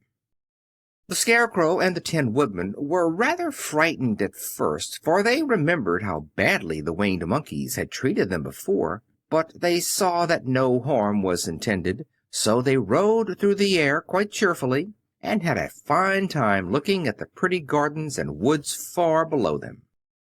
Dorothy found herself riding easily between two of the biggest monkeys, one of them the king himself. They had made a chair of their hands, and were careful not to hurt her.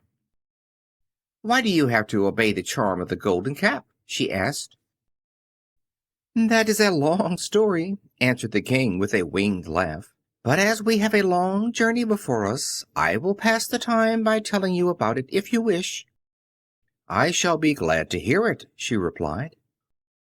"Once," began the leader, "we were a free people, living happily in the great forest, flying from tree to tree, eating nuts and fruit, and doing just as we pleased, without calling anybody master. Perhaps some of us were rather too full of mischief at times, flying down to pull the tails of animals that had no wings, chasing birds, and throwing nuts at the people who walked in the forest. But we were careless and happy and full of fun, and enjoyed every minute of the day. This was many years ago, long before Oz came out of the clouds to rule over this land. There lived here then, away at the north, a beautiful princess who was also a powerful sorceress. All her magic was used to help the people, and she was never known to hurt anyone who was good. Her name was Galette, and she lived in a handsome palace built from great blocks of ruby. Everyone loved her, but her greatest sorrow was that she could find no one to love in return, since all the men were much too stupid and ugly to mate with one so beautiful and wise. At last, however, she found a boy who was handsome and manly and wise beyond his years. Galette made up her mind that when he grew to be a man, she would make him her husband. So she took him to her ruby palace and used all her magic powers to make him as strong and good and lovely as any woman could wish. When he grew to manhood, Quilala, as he was called, was said to be the best and wisest man in all the world, while his manly beauty was so great that Galette loved him dearly and hastened to make everything ready for the wedding.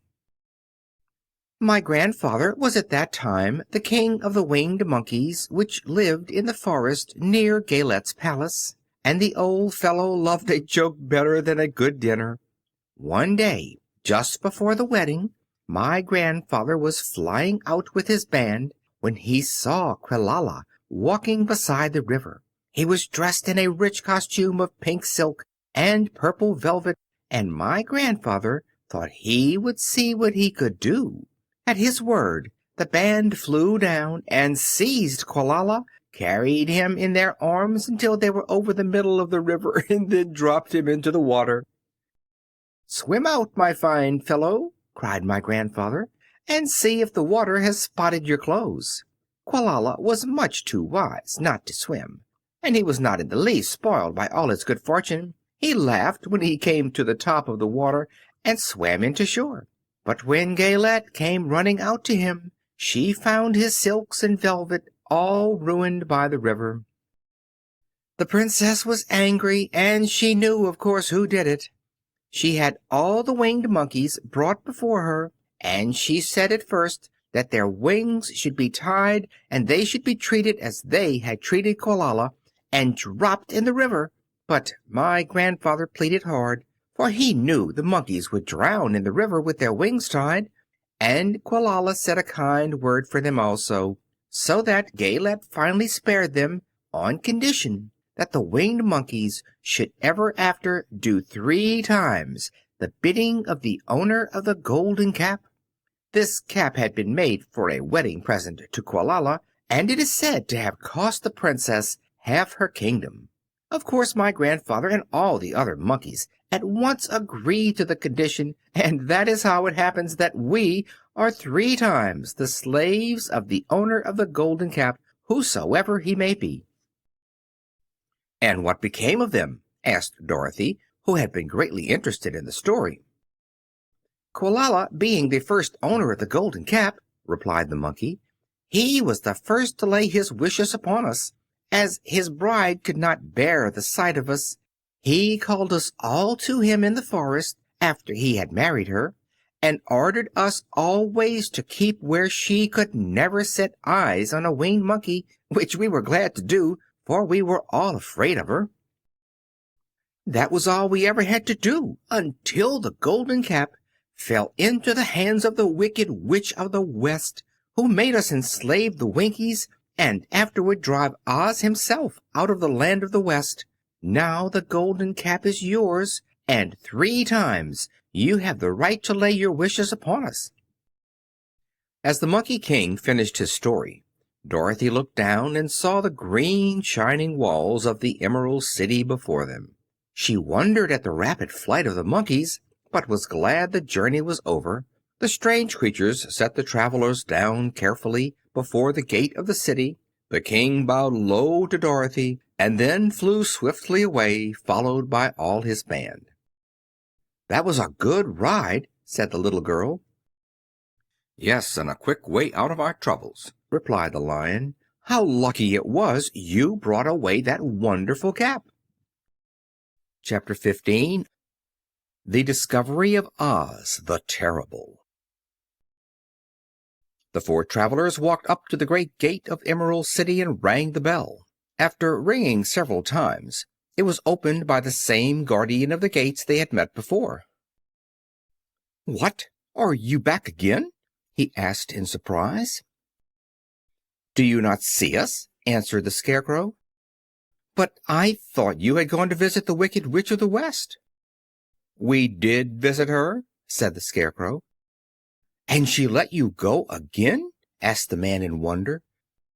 "She could not help it, for she is melted," explained the Scarecrow. "Melted? Well, that is good news indeed," said the man. "Who melted her?" "It was Dorothy," said the Lion gravely. "Good gracious!" exclaimed the man, and he bowed very low indeed before her. Then he led them into his little room and locked the spectacles from the green box on all their eyes, just as he had done before. Afterward they passed on through the gate into the Emerald City. When the people heard from the guardian of the gates that Dorothy had melted the Wicked Witch of the West, they all gathered around the travelers and followed them in a great crowd to the palace of Oz. The soldier with the green whiskers was still on guard before the door, but he let them in at once, and they were again met by the beautiful green girl, who showed each of them to their old rooms at once, so they might rest until the great Oz was ready to receive them. The soldier had the news carried straight to Oz that Dorothy and the other travelers had come back again after destroying the Wicked Witch. But Oz made no reply. They thought the Great Wizard would send for them at once, but he did not. They had no word from him the next day, nor the next, nor the next. The waiting was tiresome and wearing, and at last they grew vexed that Oz should treat them in so poor a fashion after sending them to undergo hardships and slavery. So the Scarecrow at last asked the green girl to take another message to Oz, saying if he did not let them in to see him at once, they would call the winged monkeys to help them and find out whether he kept his promises or not. When the Wizard was given this message, he was so frightened that he sent word for them to come to the throne room at 4 minutes after 9 o'clock the next morning. He had once met the winged monkeys in the land of the West, and he did not wish to meet them again. The 4 travelers passed a sleepless night, each thinking of the gift Oz had promised to bestow on him. Dorothy fell asleep only once, and then she dreamed she was in Kansas, where Aunt Em was telling her how glad she was to have her little girl at home again. Promptly at 9 o'clock the next morning, the green-whiskered soldier came to them, and 4 minutes later they all went into the throne room of the great Oz. Of course, each one of them expected to see the wizard in the shape he had taken before, and all were greatly surprised when they looked about and saw no one at all in the room. They kept close to the door and closer to one another, for the stillness of the empty room was more dreadful than any of the forms they had seen Oz take. Presently they heard a solemn voice that seemed to come from somewhere near the top of the great dome, and it said, "I am Oz the Great and Terrible. Why do you seek me?" They looked again in every part of the room, and then, seeing no one, Dorothy asked, "Where are you?" "I am everywhere," answered the voice. "but to the eyes of common mortals I am invisible. I will now seat myself upon my throne, that you may converse with me." Indeed, the voice seemed just then to come straight from the throne itself. So they walked toward it and stood in a row while Dorothy said, "We have come to claim our promise, O Oz." "What promise?" asked Oz. "You promised to send me back to Kansas when the Wicked Witch was destroyed," said the girl. "And you promised to give me brains," said the Scarecrow. "And you promised to give me a heart," said the Tin Woodman. "And you promised to give me courage," said the Cowardly Lion. "Is the Wicked Witch really destroyed?" asked the voice, and Dorothy thought it trembled a little. "Yes," she answered. "I melted her with a bucket of water." "Dear me," said the voice. "how sudden! Well, come to me tomorrow, for I must have time to think it over." "You've had plenty of time already," said the Tin Woodman angrily. "We shan't wait a day longer," said the Scarecrow. "You must keep your promises to us," exclaimed Dorothy. The Lion thought it might be as well to frighten the Wizard, so he gave a loud, large roar, which was so fierce and dreadful that Toto jumped away from him in alarm and tipped over the screen that stood in a corner. As it fell with a crash, they looked that way, and the next moment all of them were filled with wonder, for they saw, standing in just the spot the screen had hidden, a little old man with a bald head and a wrinkled face, who seemed to be as much surprised as they were. The Tin Woodman, raising his axe, rushed toward the little man and cried out, "Who are you?" "I am Oz the Great and Terrible," said the little man in a trembling voice. "But don't strike me, please don't, and I'll do anything you want me to." Our friends looked at him in surprise and dismay. "I thought Oz was a great head," said Dorothy. "And I thought Oz was a lovely lady," said the Scarecrow. "And I thought Oz was a terrible beast," said the Tin Woodman.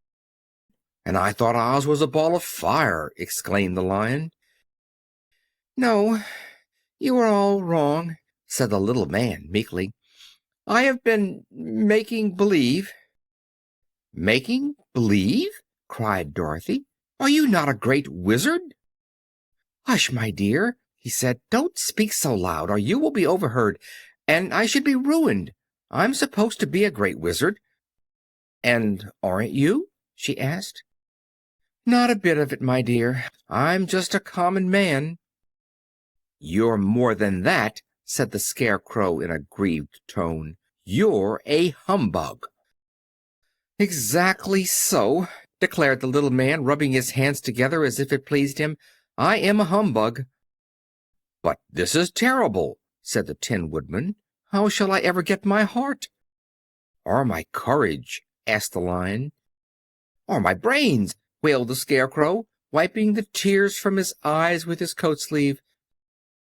"My dear friends," said Oz, "I pray you not to speak of these little things. Think of me. and the terrible trouble I'm in at being found out." "Doesn't anyone else know you're a humbug?" asked Dorothy. "No one knows it but you four and myself," replied Oz. "I have fooled everyone so long that I thought I should never be found out. It was a great mistake my ever letting you into the throne room.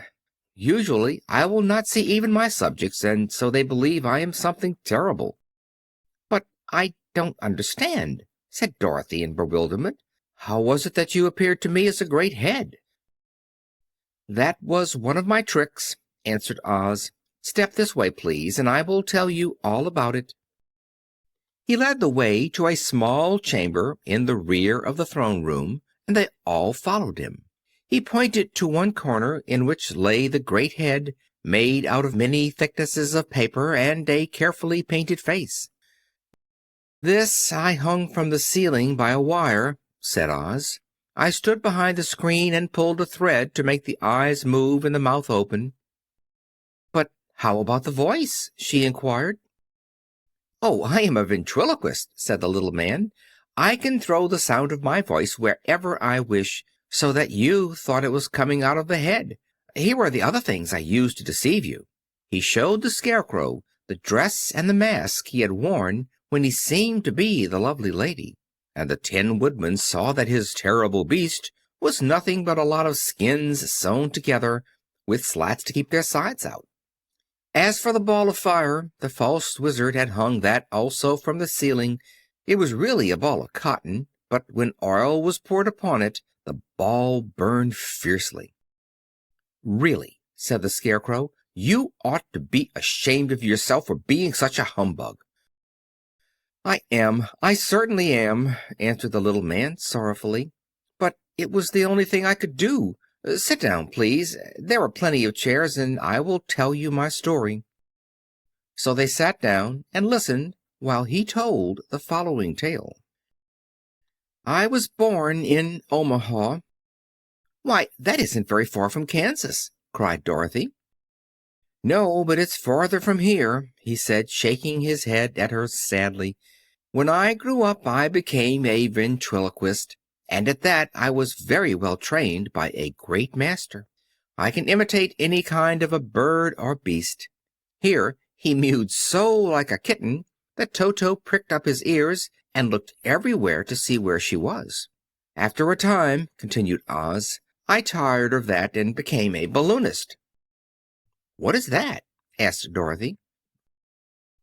"A man who goes up in a balloon on circus day so as to draw a crowd of people together and get them to pay to see the circus." "Oh," she said, "I know." "Well, one day I went up in a balloon, and the ropes got twisted so that I couldn't come down again. It went way up above the clouds, so far that a current of air struck it and carried it many, many miles away. For a day and a night I traveled through the air, and on the morning of the second day I awoke and found the balloon floating over a strange and beautiful country.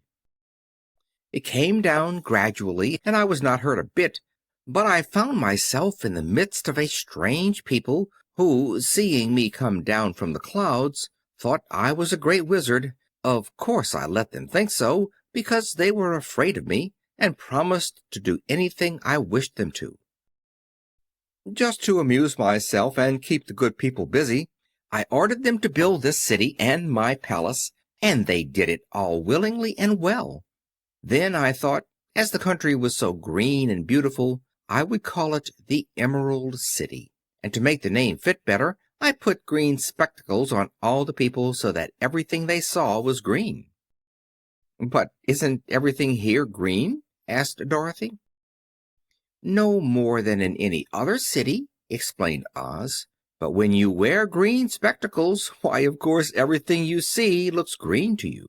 The Emerald City was built a great many years ago, for I was a young man when the balloon brought me here, and I am a very old man now. But my people have worn green glasses on their eyes so long that most of them think it really is an Emerald City.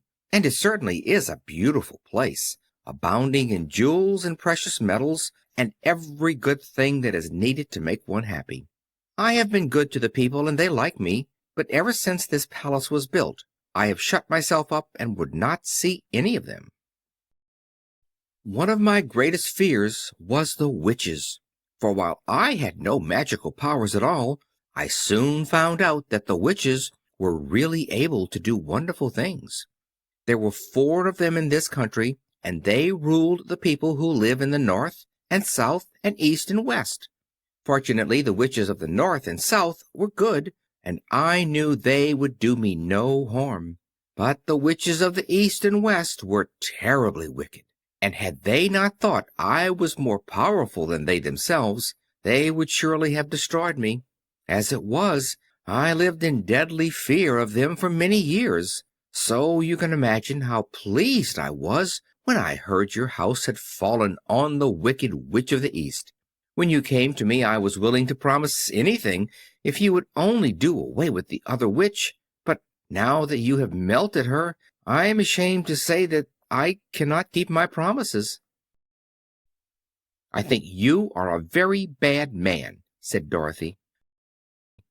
"Oh, no, my dear, I'm really a very good man, but I am a very bad wizard, I must admit." "Can't you give me brains?" asked the Scarecrow. "You don't need them. You are learning something every day. A baby has brains, but it doesn't know much. Experience is the only thing that brings knowledge, and the longer you are on earth, the more experience you are sure to get." "That may all be true," said the Scarecrow, "but I shall be very unhappy unless you give me brains." The false wizard looked at him carefully. "Well," he said with a sigh, "I'm not much of a magician, as I said, but if you will come to me tomorrow morning, I will stuff your head with brains. I cannot tell you how to use them, however. You must find that out for yourself." "Oh, thank you, thank you!" cried the Scarecrow. "I'll find a way to use them, never fear." "But how about my courage?" asked the Lion anxiously. "You have plenty of courage, I am sure," answered Oz. "All you need is confidence in yourself. There is no living thing that is not afraid when it faces danger. The true courage is in facing danger when you are afraid, and that kind of courage you have in plenty." "Perhaps I have, but I'm scared just the same," said the Lion. "I shall really be very unhappy unless you give me the sort of courage that makes one forget he is afraid." "Very well, I will give you that sort of courage tomorrow," replied Oz. "How about my heart?" asked the Tin Woodman. "Why, as for that," answered Oz, "I think you are wrong to want a heart. It makes most people unhappy. If you only knew it, you are in luck not to have a heart." "That must be a matter of opinion," said the Tin Woodman. "For my part, I will bear all the unhappiness without a murmur, if you will give me the heart." "Very well," answered Oz meekly. "Come to me tomorrow, and you shall have a heart. I have played wizard for so many years that I may as well continue the part a little longer." "And now," said Dorothy, "how am I to get back to Kansas?" "We'll have to think about that," replied the little man. "Give me 2 or 3 days to consider the matter, and I'll try to find a way to carry you over the desert. In the meantime, you shall all be treated as my guests, and while you live in the palace, my people will wait upon you and obey your slightest wish. There is only one thing I ask in return for my help, such as it is. You must keep my secret and tell no one I am a humbug." They agreed to say nothing of what they had learned, and went back to their rooms in high spirits. Even Dorothy had hope that the great and terrible humbug, as she called him, would find a way to send her back to Kansas, and if he did, she was willing to forgive him everything. Chapter 16. The Magic Art of the Great Humbug. Next morning the Scarecrow said to his friends, "Congratulate me. I am going to Oz to get my brains at last. When I return, I shall be as other men are." "I have always liked you as you were," said Dorothy simply. "It is kind of you to like a scarecrow," he replied, "but surely you will think more of me when you hear the splendid thoughts my new brain is going to turn out." Then he said good-bye to them all in a cheerful voice and went to the throne room, where he rapped upon the door. "Come in," said Oz. The Scarecrow went in and found the little man sitting down by the window, engaged in deep thought. "I have come for my brains," remarked the Scarecrow a little uneasily. "Oh, yes, sit down in that chair, please," replied Oz. "You must excuse me for taking your head off, but I shall have to do it in order to put your brains in their proper place." "That's all right," said the Scarecrow. "You are quite welcome to take my head off, as long as it will be a better one when you put it on again." So the Wizard unfastened his head and emptied out the straw. Then he entered the back room and took up a measure of bran, which he mixed with a great many pins and needles. Having shaken them together thoroughly, he filled the top of the Scarecrow's head with the mixture and stuffed the rest of the space with straw to hold it in place. When he had fastened the Scarecrow's head on his body again, he said to him, "Hereafter you will be a great man, for I have given you a lot of brand new brains." The Scarecrow was both pleased and proud at the fulfillment of his greatest wish, and having thanked Oz warmly, he went back to his friends. Dorothy looked at him curiously. His head was quite bulged out at the top with his brains. "How do you feel?" she asked. "I feel wise indeed," he answered earnestly. "When I get used to my brains, I shall know everything." "Why are those needles and pins sticking out of your head?" asked the Tin Woodman. "That is proof that he is sharp," remarked the Lion. "Well, I must go to Oz and get my heart," said the Woodman. So he walked to the throne room and knocked at the door. "Come in," called Oz, and the Woodman entered and said, "I have come for my heart." "Very well," answered the little man, "but I shall have to cut a hole in your breast so I can put your heart in the right place. I hope it won't hurt you." "Oh, no," answered the Woodman. "I shall not feel it at all." So Oz brought a pair of tinsmith's shears and cut a small square hole in the left side of the Tin Woodman's breast. Then, going to a chest of drawers, he took out a pretty heart made entirely of silk and stuffed with sawdust. "Isn't it a beauty?" he asked. "It is indeed," replied the Woodman, who was greatly pleased.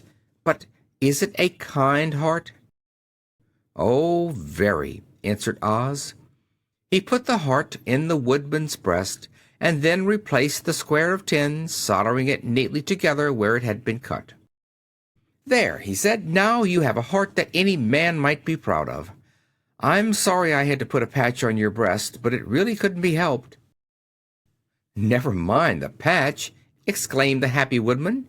"I'm very grateful to you, and shall never forget your kindness." "Don't speak of it," replied Oz.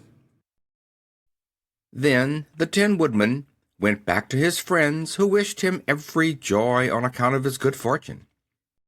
The Lion now walked to the throne room and knocked at the door. "Come in," said Oz.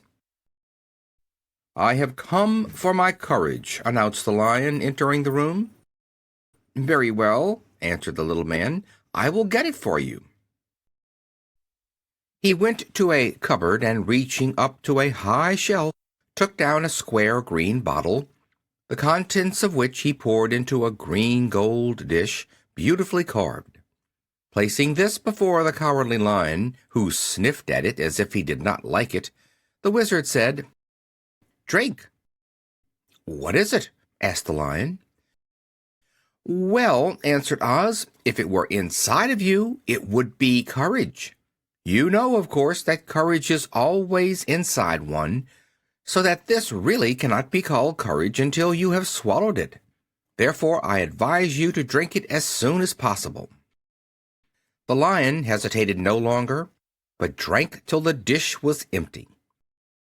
"How do you feel now?" asked Oz. "Full of courage," replied the Lion, who went joyfully back to his friends to tell them of his good fortune. Oz, left to himself, smiled to think of his success in giving the Scarecrow and the Tin Woodman and the Lion exactly what they thought they wanted. "How can I help being a humbug," he said, "when all these people make me do things that everybody knows can't be done?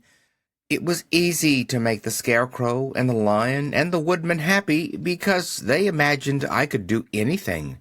But it will take more than imagination to carry Dorothy back to Kansas, and I'm sure I don't know how it can be done."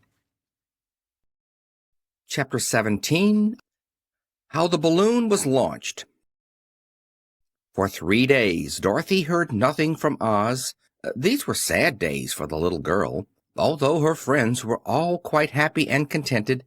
The Scarecrow told them there were wonderful thoughts in his head, but he would not say what they were because he knew no one could understand them but himself.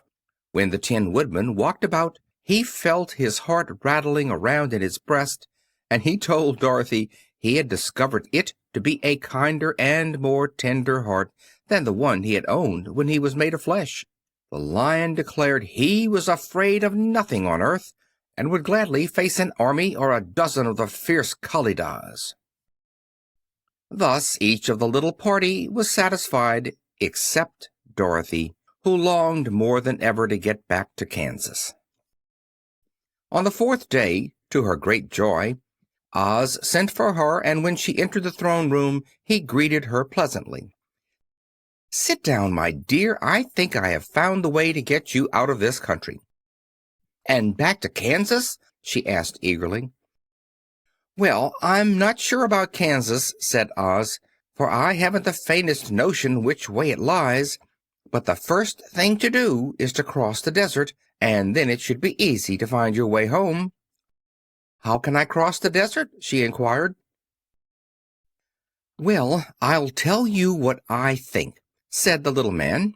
"You see, when I came to this country, it was in a balloon. You also came through the air, being carried by a cyclone. So I believe the best way to get across the desert will be through the air. Now, it is quite beyond my powers to make a cyclone, but I've been thinking the matter over, and I believe I can make a balloon." "How?" asked Dorothy. "A balloon," said Oz, "is made of silk, which is coated with glue to keep the gas in.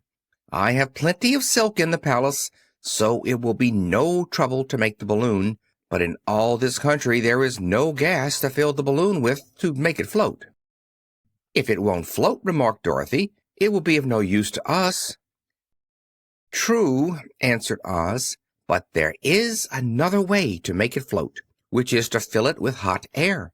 Hot air isn't as good as gas, for if the air should get cold the balloon would come down in the desert and we should be lost." "We!" exclaimed the girl. "Are you going with me?" "Yes, of course," replied Oz. "I am tired of being such a humbug. If I should go out of this palace, my people would soon discover I am not a wizard, and then they would be vexed with me for having deceived them. So I have to stay shut up in these rooms all day, and it gets tiresome. I'd much rather go back to Kansas with you and be in a circus again." "I shall be glad to have your company," said Dorothy. "Thank you," he answered. "Now, if you will help me sew the silk together, we will begin to work on our balloon." So Dorothy took a needle and thread, and as fast as Oz cut the strips of silk into proper shape, the girls sewed them neatly together. First there was a strip of light green silk, then a strip of dark green, and then a strip of emerald green, for Oz had a fancy to make the balloon in different shades of the color about them. It took 3 days to sew all the strips together, but when it was finished they had a big bag of green silk more than 20 feet long. Then Oz painted it on the inside with a coat of thin glue to make it airtight, after which he announced that the balloon was ready. "But we must have a basket to ride in," he said. So he sent the soldier with the green whiskers for a big clothes basket which he fastened with many ropes to the bottom of the balloon. When it was all ready, Oz sent word to his people that he was going to make a visit to a great brother wizard who lived in the clouds. The news spread rapidly throughout the city, and everyone came to see the wonderful sight. Oz ordered the balloon carried out in front of the palace, and the people gazed upon it with much curiosity. The Tin Woodman had chopped a big pile of wood, and now he made a fire of it, and Oz held the bottom of the balloon over the fire so that the hot air that arose from it would be caught in the silken bag. Gradually the balloon swelled out and rose into the air until finally the basket just touched the ground. Then Oz got into the basket and said to all the people in a loud voice, "I am now going away to make a visit. While I am gone, the Scarecrow will rule over you. I command you to obey him as you would me." The balloon was by this time tugging hard at the rope that held it to the ground, for the air within it was hot, and this made it so much lighter in weight than the air without that it pulled hard to rise into the sky. "Come, Dorothy!" cried the Wizard. "Hurry up, or the balloon will fly away." "I can't find Toto anywhere," replied Dorothy, who did not wish to leave her little dog behind. Toto had run into the crowd to bark at a kitten, and Dorothy at last found him. She picked him up and ran towards the balloon. She was within a few steps of it, and Oz was holding out his hands to help her into the basket when crack went the ropes, and the balloon rose into the air without her. "Come back!" she screamed. "I want to go too." "I can't come back, my dear," called Oz from the basket. "Goodbye!" "Goodbye!" shouted everyone, and all eyes were turned upward to where the Wizard was riding in the basket, rising every moment farther and farther into the sky. And that was the last any of them ever saw of Oz the Wonderful Wizard, though he may have reached Omaha safely and may be there now for all we know. But the people remembered him lovingly and said to one another, "Oz was always our friend. When he was here, he built for us this beautiful Emerald City, and now he is gone, he has left the wise Scarecrow to rule over us." Still, for many days, they grieved over the loss of the wonderful Wizard and would not be comforted. Chapter 18. Away to the South. Dorothy wept bitterly at the passing of her hope to get home to Kansas again, but when she thought it all over, she was glad she had not gone up in a balloon, and she also felt sorry at losing Oz, and so did her companions.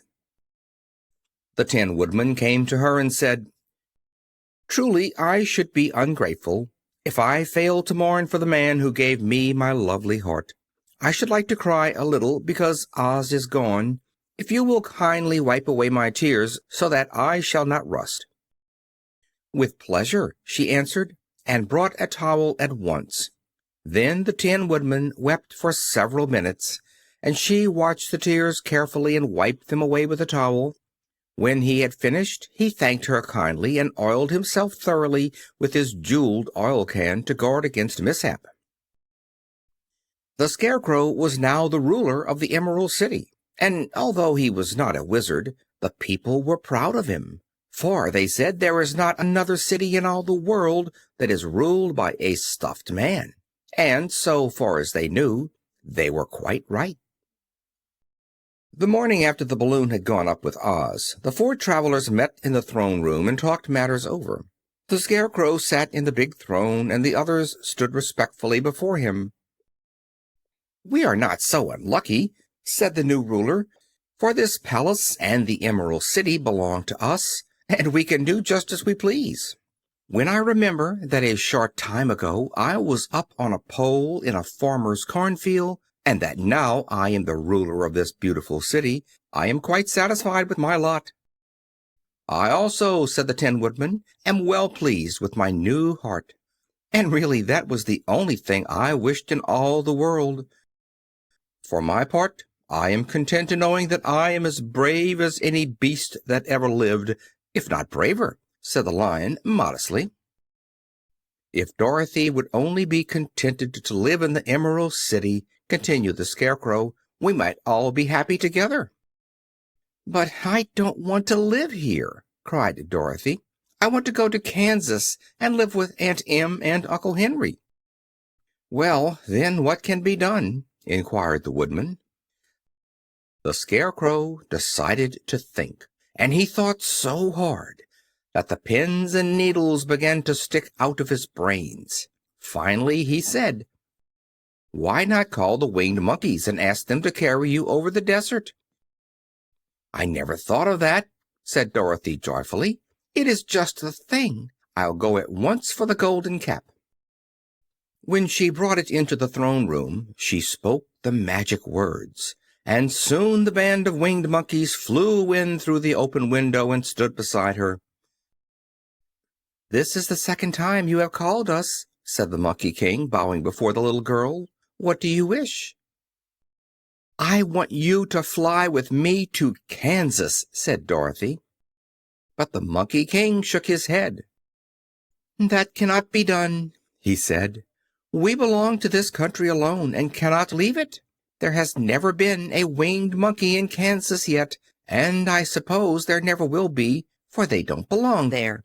We shall be glad to serve you in any way in our power, but we cannot cross the desert. Goodbye." And with another bow, the Monkey King spread his wings and flew away through the window, followed by all his band. Dorothy was ready to cry with disappointment. "I have wasted the charm of the golden cap to no purpose," she said, "for the winged monkeys cannot help me." "It is certainly too bad," said the tender-hearted Woodman. The Scarecrow was thinking again, and his head bulged out so horribly that Dorothy feared it would burst. "Let us call in the soldier with the green whiskers," he said, "and ask his advice." So the soldier was summoned and entered the throne room timidly, for while Oz was alive he never was allowed to come farther than the door. "This little girl," said the Scarecrow to the soldier, "wishes to cross the desert. How can she do so?" "I cannot tell," answered the soldier, "for nobody has ever crossed the desert, unless it is Oz himself." "Is there no one who can help me?" asked Dorothy earnestly. "Glinda might," he suggested. "Who is Glinda?" inquired the Scarecrow. "The Witch of the South. She is the most powerful of all the witches and rules over the Quadlings. Besides, her castle stands on the edge of the desert, so she may know a way to cross it." "Glinda is a good witch, isn't she?" asked the child. "The Quadlings think she is good," said the soldier, "and she is kind to everyone. I have heard that Glinda is a beautiful woman who knows how to keep young in spite of the many years she has lived." "How can I get to her castle?" asked Dorothy. "The road is straight to the south," he answered, "but it is said to be full of dangers to travelers. There are wild beasts in the woods, and a race of queer men who do not like strangers to cross their country. For this reason, none of the Quadlings ever come to the Emerald City." The soldier then left them, and the Scarecrow said, "It seems, in spite of dangers, that the best thing Dorothy can do is to travel to the land of the South and ask Glinda to help her. For, of course, if Dorothy stays here, she will never get back to Kansas." "You must have been thinking again," remarked the Tin Woodman. "I have," said the Scarecrow. "I shall go with Dorothy," declared the Lion, "for I am tired of your city and long for the woods and the country again. I am really a wild beast, you know. Besides, Dorothy will need someone to protect her." "That is true," agreed the Woodman. "My axe may be of service to her, so I also will go with her to the land of the South." "When shall we start?" asked the Scarecrow. "Are you going?" they asked in surprise. "Certainly. If it wasn't for Dorothy, I should never have had brains. She lifted me from the pole in the cornfield and brought me to the Emerald City. So my good luck is all due to her, and I shall never leave her until she starts back to Kansas for good and all." "Thank you," said Dorothy gratefully. "You are all very kind to me, but I should like to start as soon as possible." "We shall go tomorrow morning," returned the Scarecrow. "So now let us all get ready, for it will be a long journey." Chapter 19. Attacked by the Fighting Trees. The next morning, Dorothy kissed the pretty green girl goodbye, and they all shook hands with the soldier with the green whiskers, who had walked with them as far as the gate. When the guardian of the gate saw them again, he wondered greatly that they could leave the beautiful city to get into new trouble, but he at once unlocked their spectacles, which he put back into the green box, and gave them many good wishes to carry with them. "You are now our ruler," he said to the Scarecrow, "so you must come back to us as soon as possible." "I certainly shall if I am able," the Scarecrow replied, "but I must help Dorothy to get home first."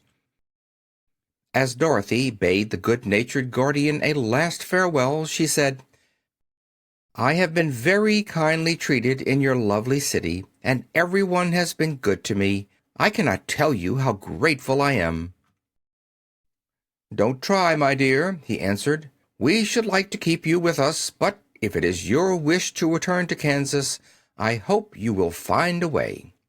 He then opened the gate of the outer wall, and they walked forth and started upon their journey. The sun shone brightly as our friends turned their faces toward the land of the South. They were all in the best of spirits and laughed and chatted together. Dorothy was once more filled with the hope of getting home, and the Scarecrow and the Tin Woodman were glad to be of use to her. As for the Lion, he sniffed the fresh air with delight and whisked his tail from side to side in pure joy at being in the country again, while Toto ran around them and chased the moths and butterflies, barking merrily all the time. "City life does not agree with me at all," remarked the Lion as they walked along at a brisk pace. "I have lost much flesh since I lived there, and now I am anxious for a chance to show the other beasts how courageous I have grown." They now turned and took a last look at the Emerald City. All they could see was a mass of towers and steeples behind the green walls, and high up above everything the spires and dome of the Palace of Oz. "Oz was not such a bad wizard, after all," said the Tin Woodman, as he felt his heart rattling around in his breast. "He knew how to give me brains, and very good brains, too," said the Scarecrow. "If Oz had taken a dose of the same courage he gave me," added the Lion, "he would have been a brave man." Dorothy said nothing. Oz had not kept the promise he made her, but he had done his best, so she forgave him. As he said, he was a good man, even if he was a bad wizard. The first day's journey was through the green fields and bright flowers that stretched about the Emerald City on every side. They slept that night on the grass with nothing but the stars over them, and they rested very well indeed. In the morning they traveled on until they came to a thick wood. There was no way of going around it, for it seemed to extend to the right and left as far as they could see, and besides, they did not dare change the direction of their journey for fear of getting lost. So they looked for the place where it would be easiest to get into the forest. The Scarecrow, who was in the lead, finally discovered a big tree with such wide-spreading branches that there was room for the party to pass underneath. So he walked forward to the tree, but just as he came under the first branches, they bent down and twined around him, and the next minute he was raised from the ground and flung headlong among his fellow travelers. This did not hurt the Scarecrow, but it surprised him, and he looked rather dizzy when Dorothy picked him up. "Here is another space between the trees," called the Lion. "Let me try it first," said the Scarecrow, "for it doesn't hurt me to get thrown about." He walked up to the tree as he spoke, but its branches immediately seized him and tossed him back again. "This is strange," exclaimed Dorothy. "What shall we do?" "The trees seem to have made up their minds to fight us and stop our journey," remarked the Lion. "I believe I will try it myself," said the Woodman, and shouldering his axe, he marched up to the first tree that had handled the Scarecrow so roughly. When a big branch bent down to seize him, the Woodman chopped at it so fiercely that he cut it in two. At once the tree began shaking all its branches as if in pain, and the Tin Woodman passed safely under it. "Come on," he shouted to the others. "Be quick." They all ran forward and passed under the tree without injury, except Toto, who was caught by a small branch and shaken until he howled, but the Woodman promptly chopped off the branch and set the little dog free. The other trees of the forest did nothing to keep them back, so they made up their mind that only the first row of trees could bend down their branches, and that probably these were the policemen of the forest, and given this wonderful power in order to keep strangers out of it. The four travelers walked with ease through the trees until they came to the farther edge of the wood. Then, to their surprise, they found before them a high wall which seemed to be made of white china. It was smooth, like the surface of a dish, and higher than their heads. "What shall we do now?" asked Dorothy. "I will make a ladder," said the Tin Woodman, "for we certainly must climb over the wall." Chapter 20. The Dainty China Country. While the Woodman was making a ladder from wood which he found in the forest, Dorothy lay down and slept, for she was tired by the long walk. The Lion also curled himself up to sleep, and Toto lay beside him. The Scarecrow watched the Woodman while he worked, and said to him, "I cannot think why this wall is here, nor what it is made of." "Rest your brains and do not worry about the wall," replied the Woodman. "When we have climbed over it, we shall know what is on the other side." After a time the ladder was finished. It looked clumsy, but the Tin Woodman was sure it was strong and would answer their purpose. The Scarecrow waked Dorothy and the Lion and Toto and told them that the ladder was ready. The Scarecrow climbed up the ladder first, but he was so awkward that Dorothy had to follow close behind and keep him from falling off. When he got his head over the top of the wall, the Scarecrow said, "Oh, my!"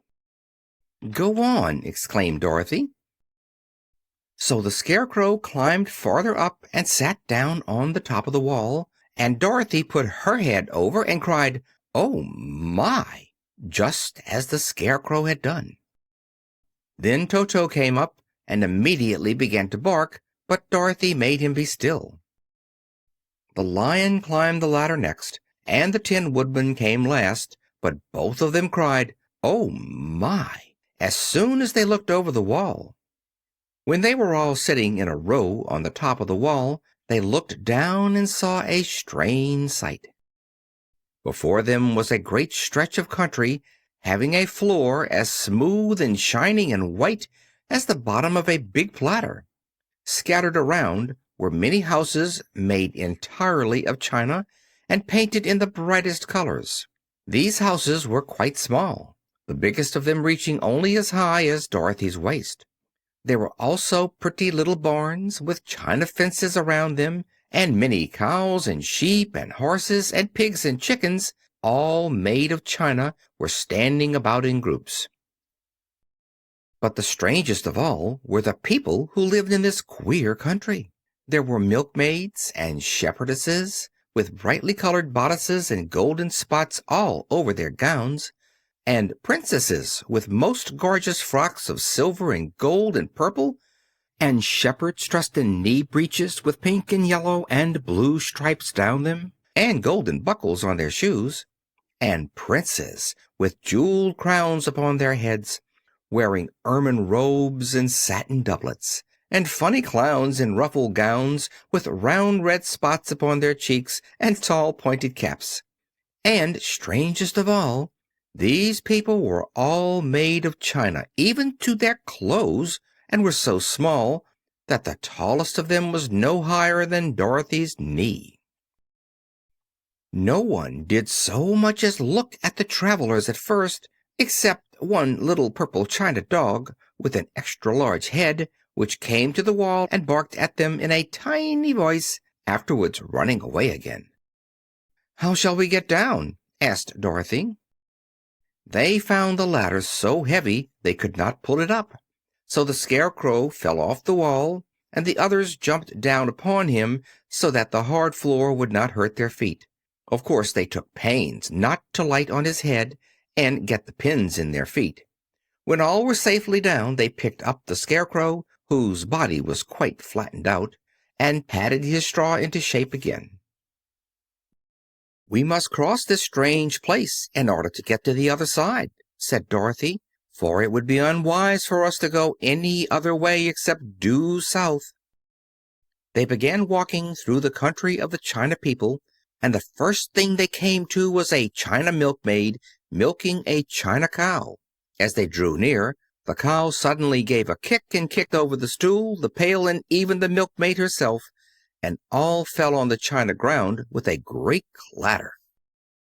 Dorothy was shocked to see that the cow had broken her leg off, and that the pail was lying in several small pieces, while the poor milkmaid had a nick in her left elbow.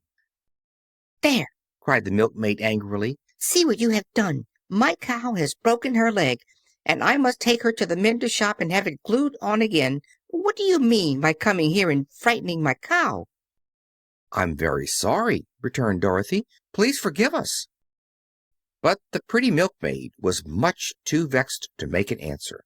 She picked up the leg sulkily and led her cow away, the poor animal limping on 3 legs. As she left them, the milkmaid cast many reproachful glances over her shoulder at the clumsy strangers, holding her nicked elbow close to her side. Dorothy was quite grieved at this mishap. "We must be very careful here," said the kind-hearted woodman, "or we may hurt these pretty little people so they will never get over it." A little farther on, Dorothy met a most beautifully dressed young princess, who stopped short as she saw the strangers and started to run away. Dorothy wanted to see more of the princess, so she ran after her, but the China girl cried out, "Don't chase me! Don't chase me!" She had such a frightened little voice that Dorothy stopped and said, "Why not?" "Because," answered the princess, also stopping a safe distance away, "if I run, I may fall down and break myself." "But could you not be mended?" asked the girl. "Oh, yes, but one is never so pretty after being mended, you know," replied the princess. "I suppose not," said Dorothy. "Now there is Mr. Joker, one of our clowns," continued the China lady, "who is always trying to stand upon his head. He has broken himself so often that he is mended in 100 places and doesn't look at all pretty. Here he comes now, so you can see for yourself." Indeed, a jolly little clown came walking toward them, and Dorothy could see that in spite of his pretty clothes of red and yellow and green, he was completely covered with cracks, running every which way and showing plainly that he had been mended in many places. The clown put his hands in his pockets, and after puffing out his cheeks and nodding his head at them saucily, he said, "My lady fair, why do you stare at poor old Mr. Joker? You're quite as stiff and prim as if you'd eaten up a poker."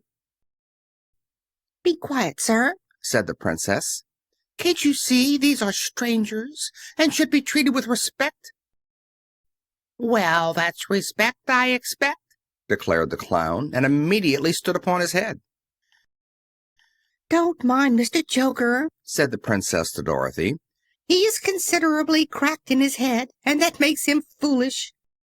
"Oh, I don't mind him a bit," said Dorothy. "But you are so beautiful," she continued, "that I am sure I could love you dearly. Won't you let me carry you back to Kansas and stand you on Aunt Em's mantle? I could carry you in my basket." "That would make me very unhappy," answered the China Princess. "You see, here in our country we live contentedly and can talk and move around as we please, but whenever any of us are taken away, our joints at once stiffen, and we can only stand straight and look pretty. Of course, that is all that is expected of us when we are on mantels and cabinets and drawing-room tables, but our lives are much pleasanter here in our own country." "I would not make you unhappy for all the world," exclaimed Dorothy, "so I'll just say goodbye." "Goodbye," replied the Princess. They walked carefully through the China country. The little animals and all the people scampered out of their way, fearing the strangers would break them, and after an hour or so the travelers reached the other side of the country and came to another China wall. It was not so high as the first, however, and by standing upon the lion's back they all managed to scramble to the top.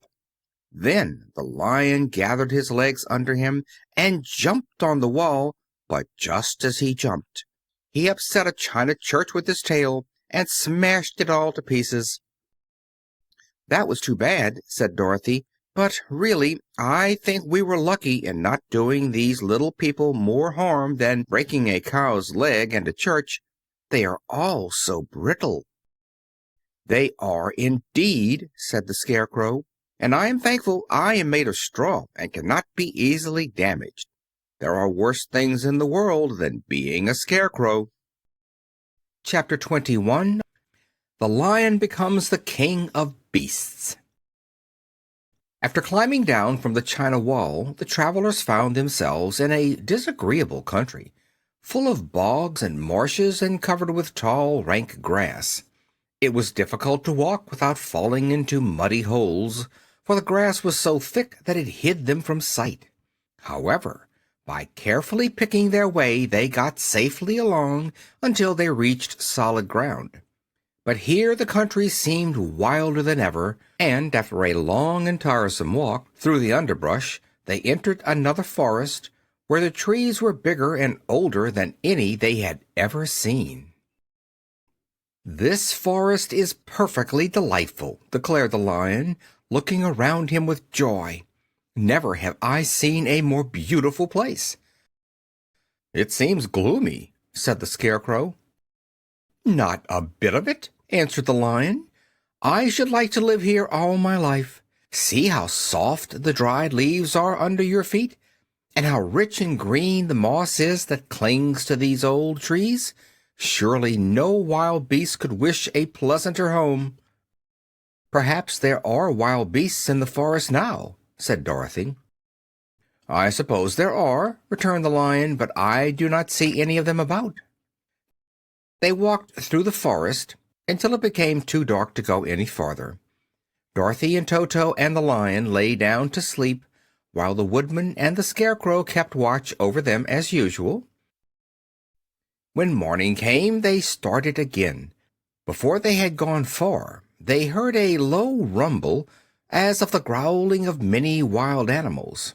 Toto whimpered a little, but none of the others was frightened, and they kept along the well-trodden path until they came to an opening in the wood, in which were gathered hundreds of beasts of every variety.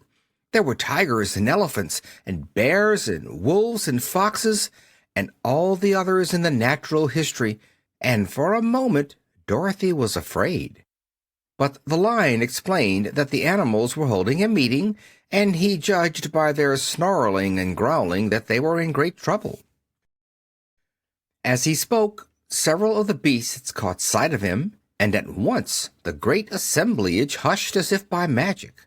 The biggest of the tigers came up to the Lion and bowed, saying, "Welcome, O King of Beasts. You have come in good time to fight our enemy, and bring peace to all the animals of the forest once more."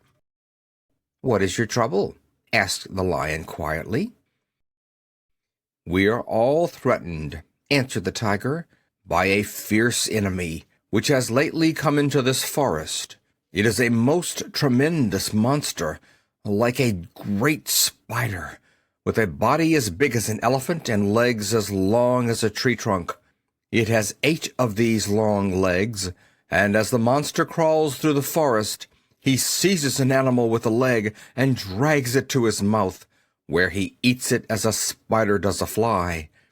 Not one of us is safe while this fierce creature is alive, and we had called a meeting to decide how to take care of ourselves when you came among us."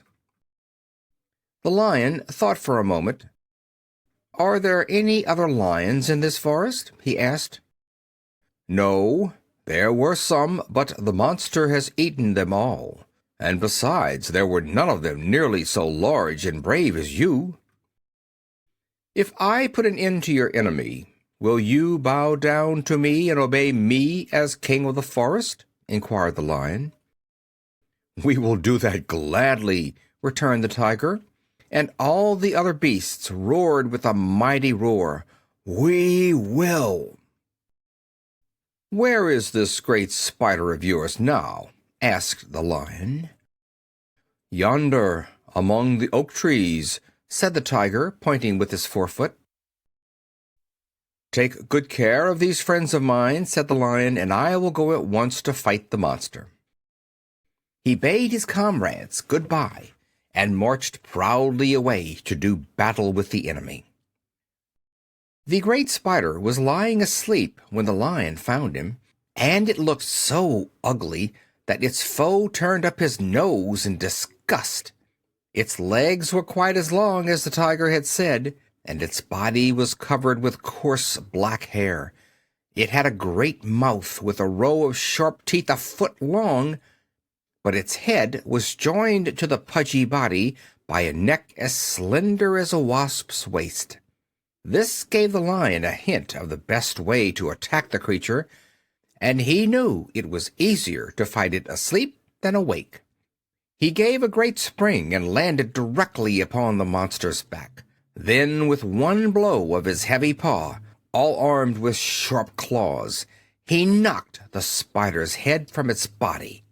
Jumping down, he watched it until the long legs stopped wiggling, when he knew it was quite dead.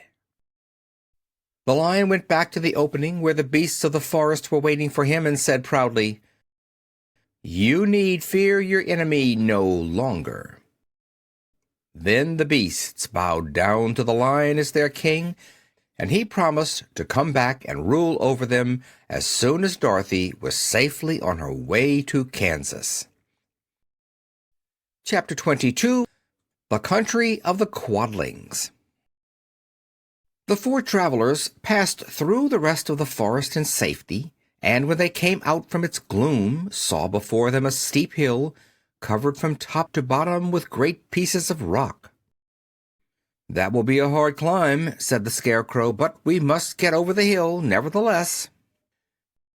So he led the way, and the others followed. They had nearly reached the first rock when they heard a rough voice cry out, "Keep back!" "Who are you?" asked the Scarecrow. Then a head showed itself over the rock, and the same voice said, "This hill belongs to us, and we don't allow anyone to cross it." "But we must cross it," said the Scarecrow. "We're going to the country of the Quadlings." "But you shall not," replied the voice, and there stepped from behind the rock the strangest man the travelers had ever seen. He was quite short and stout, and had a big head, which was flat at the top and supported by a thick neck full of wrinkles. But he had no arms at all, and seeing this, the Scarecrow did not fear that so helpless a creature could prevent them from climbing the hill, so he said, "I'm sorry not to do as you wish, but we must pass over the hill whether you like it or not," and he walked boldly forward. As quick as lightning, the man's head shot forward, and his neck stretched out until the top of the head, where it was flat, struck the Scarecrow in the middle and sent him tumbling over and over down the hill. Almost as quickly as it came, the head went back to the body, and the man laughed harshly as he said, "It isn't as easy as you think." A chorus of boisterous laughter came from the other rocks, and Dorothy saw hundreds of the armless hammerheads upon the hillside, one behind every rock. The Lion became quite angry at the laughter caused by the Scarecrow's mishap, and giving a loud roar that echoed like thunder, he dashed up the hill. Again a head shot swiftly out, and the great Lion went rolling down the hill as if he had been struck by a cannonball. Dorothy ran down and helped the Scarecrow to his feet, and the Lion came up to her feeling rather bruised and sore, and said, "It is useless to fight people with shooting heads. No one can withstand them." "What can we do?" she asked. "Call the winged monkeys," suggested the Tin Woodman. "You still have the right to command them once more." "Very well," she answered, and putting on the golden cap, she uttered the magic words. The monkeys were as prompt as ever, and in a few moments the entire band stood before her. "What are your commands?" inquired the king of the monkeys, bowing low. "Carry us over the hill to the country of the Quadlings," answered the girl. "It shall be done," said the king, and at once the winged monkeys caught the four travelers and Toto up in their arms and flew away with them. As they passed over the hill, the hammerheads yelled with vexation and shot their heads high in the air, but they could not reach the winged monkeys, which carried Dorothy and her comrades safely over the hill and set them down in the beautiful country of the Quadlings. "This is the last time you can summon us," said the leader to Dorothy. "So goodbye and good luck to you." "Goodbye, and thank you very much," returned the girl, and the monkeys rose into the air and were out of sight in a twinkling. The country of the Quadlings seemed rich and happy. There was field upon field of ripening grain, with well-paved roads running between, and pretty rippling brooks with strong bridges across them.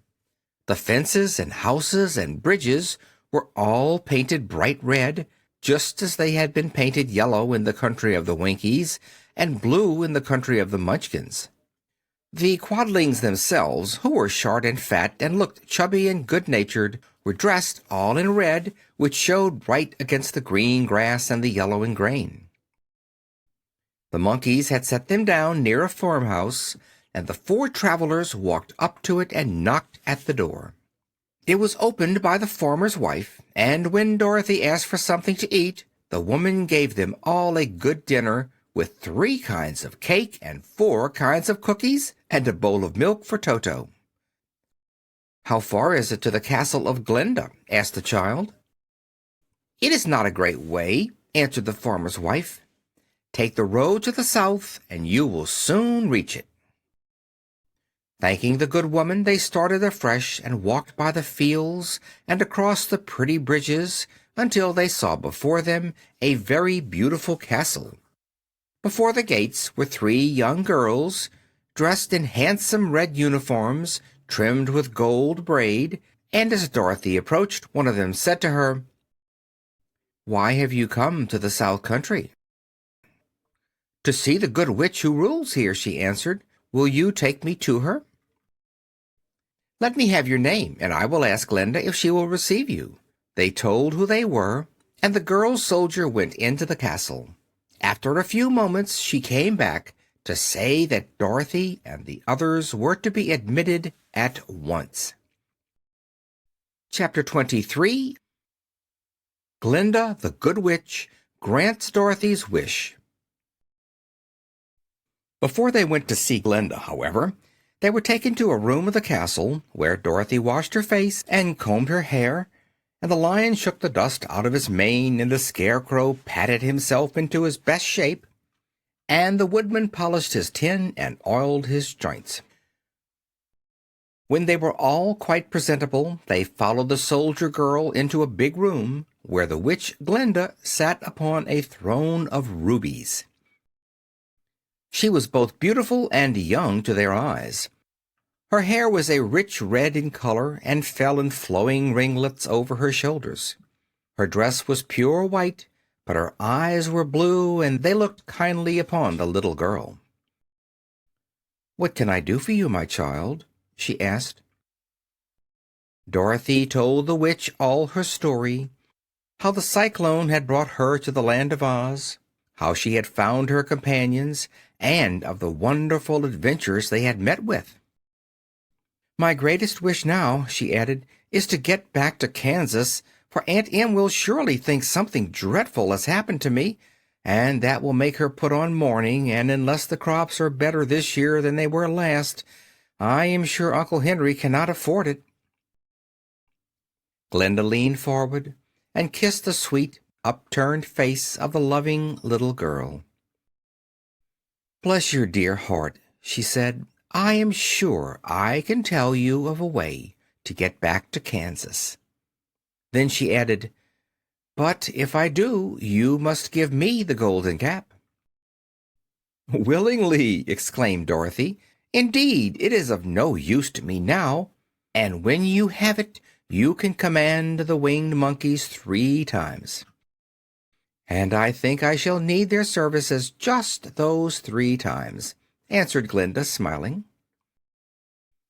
Dorothy then gave her the golden cap, and the witch said to the Scarecrow, "What will you do when Dorothy has left us?" "I will return to the Emerald City," he replied, "for Oz has made me its ruler, and the people like me. The only thing that worries me is how to cross the Hill of the Hammerheads. By means of the golden cap, I shall command the winged monkeys to carry you to the gates of the Emerald City," said Glinda, "for it would be a shame to deprive the people of so wonderful a ruler." "Am I really wonderful?" asked the Scarecrow. "You are unusual," replied Glinda.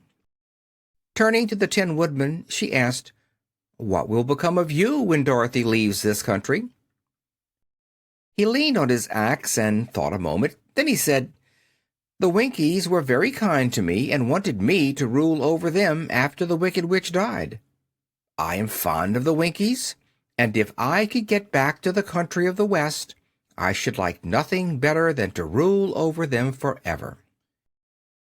"My second command to the winged monkeys," said Glinda, "will be that they carry you safely to the land of the Winkies. Your brain may not be so large to look at as that of the Scarecrow, but you are really brighter than he is, when you are well polished. And I am sure you will rule the Winkies wisely and well."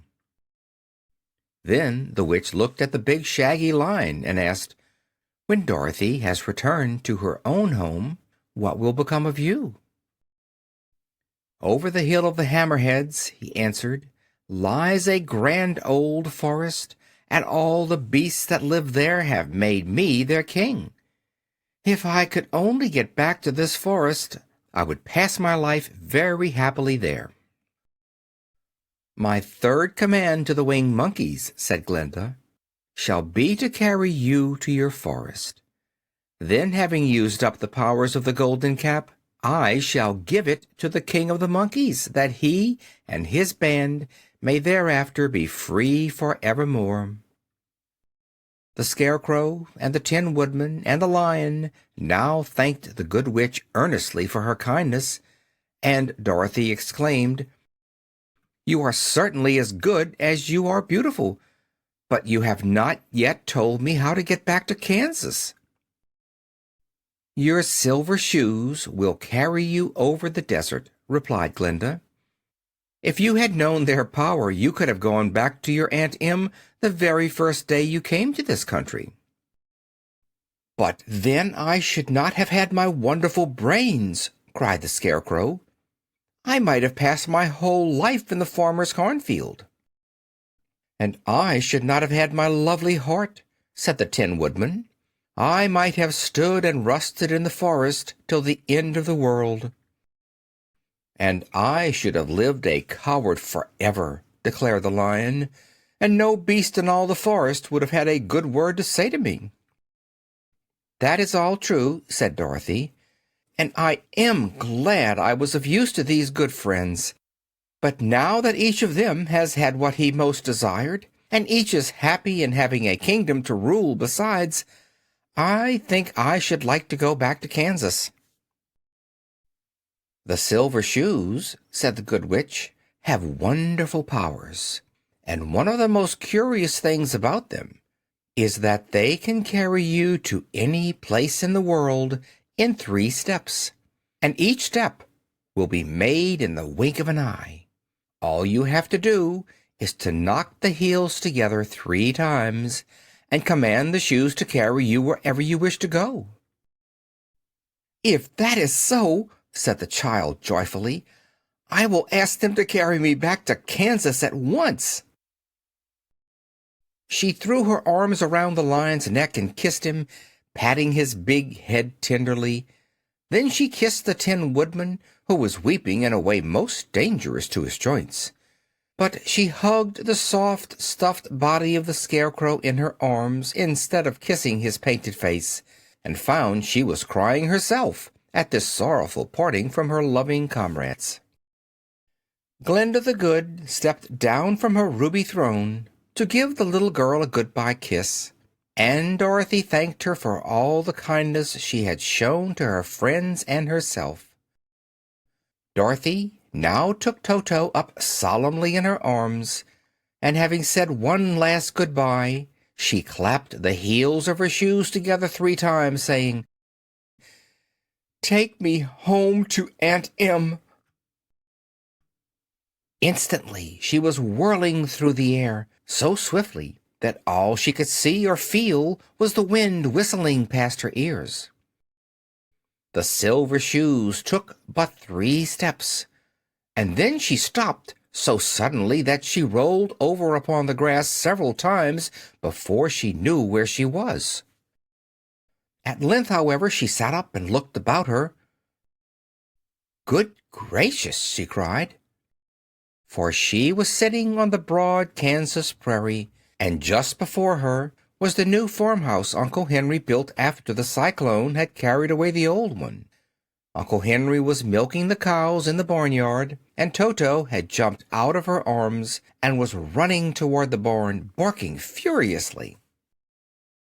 Dorothy stood up and found she was in her stocking feet, for the Silver Shoes had fallen off in her flight through the air and were lost forever in the desert. Chapter 24. Home Again. Aunt Em had just come out of the house to water the cabbages when she looked up and saw Dorothy running toward her. "My darling child!" she cried, folding the little girl in her arms and covering her face with kisses. "Where in the world did you come from?" "From the Land of Oz," said Dorothy gravely. "And here is Toto, too. And oh, Aunt Em, I'm so glad to be home again." If you liked the video, put a like, subscribe to the channel, and click on the bell to not miss our new videos.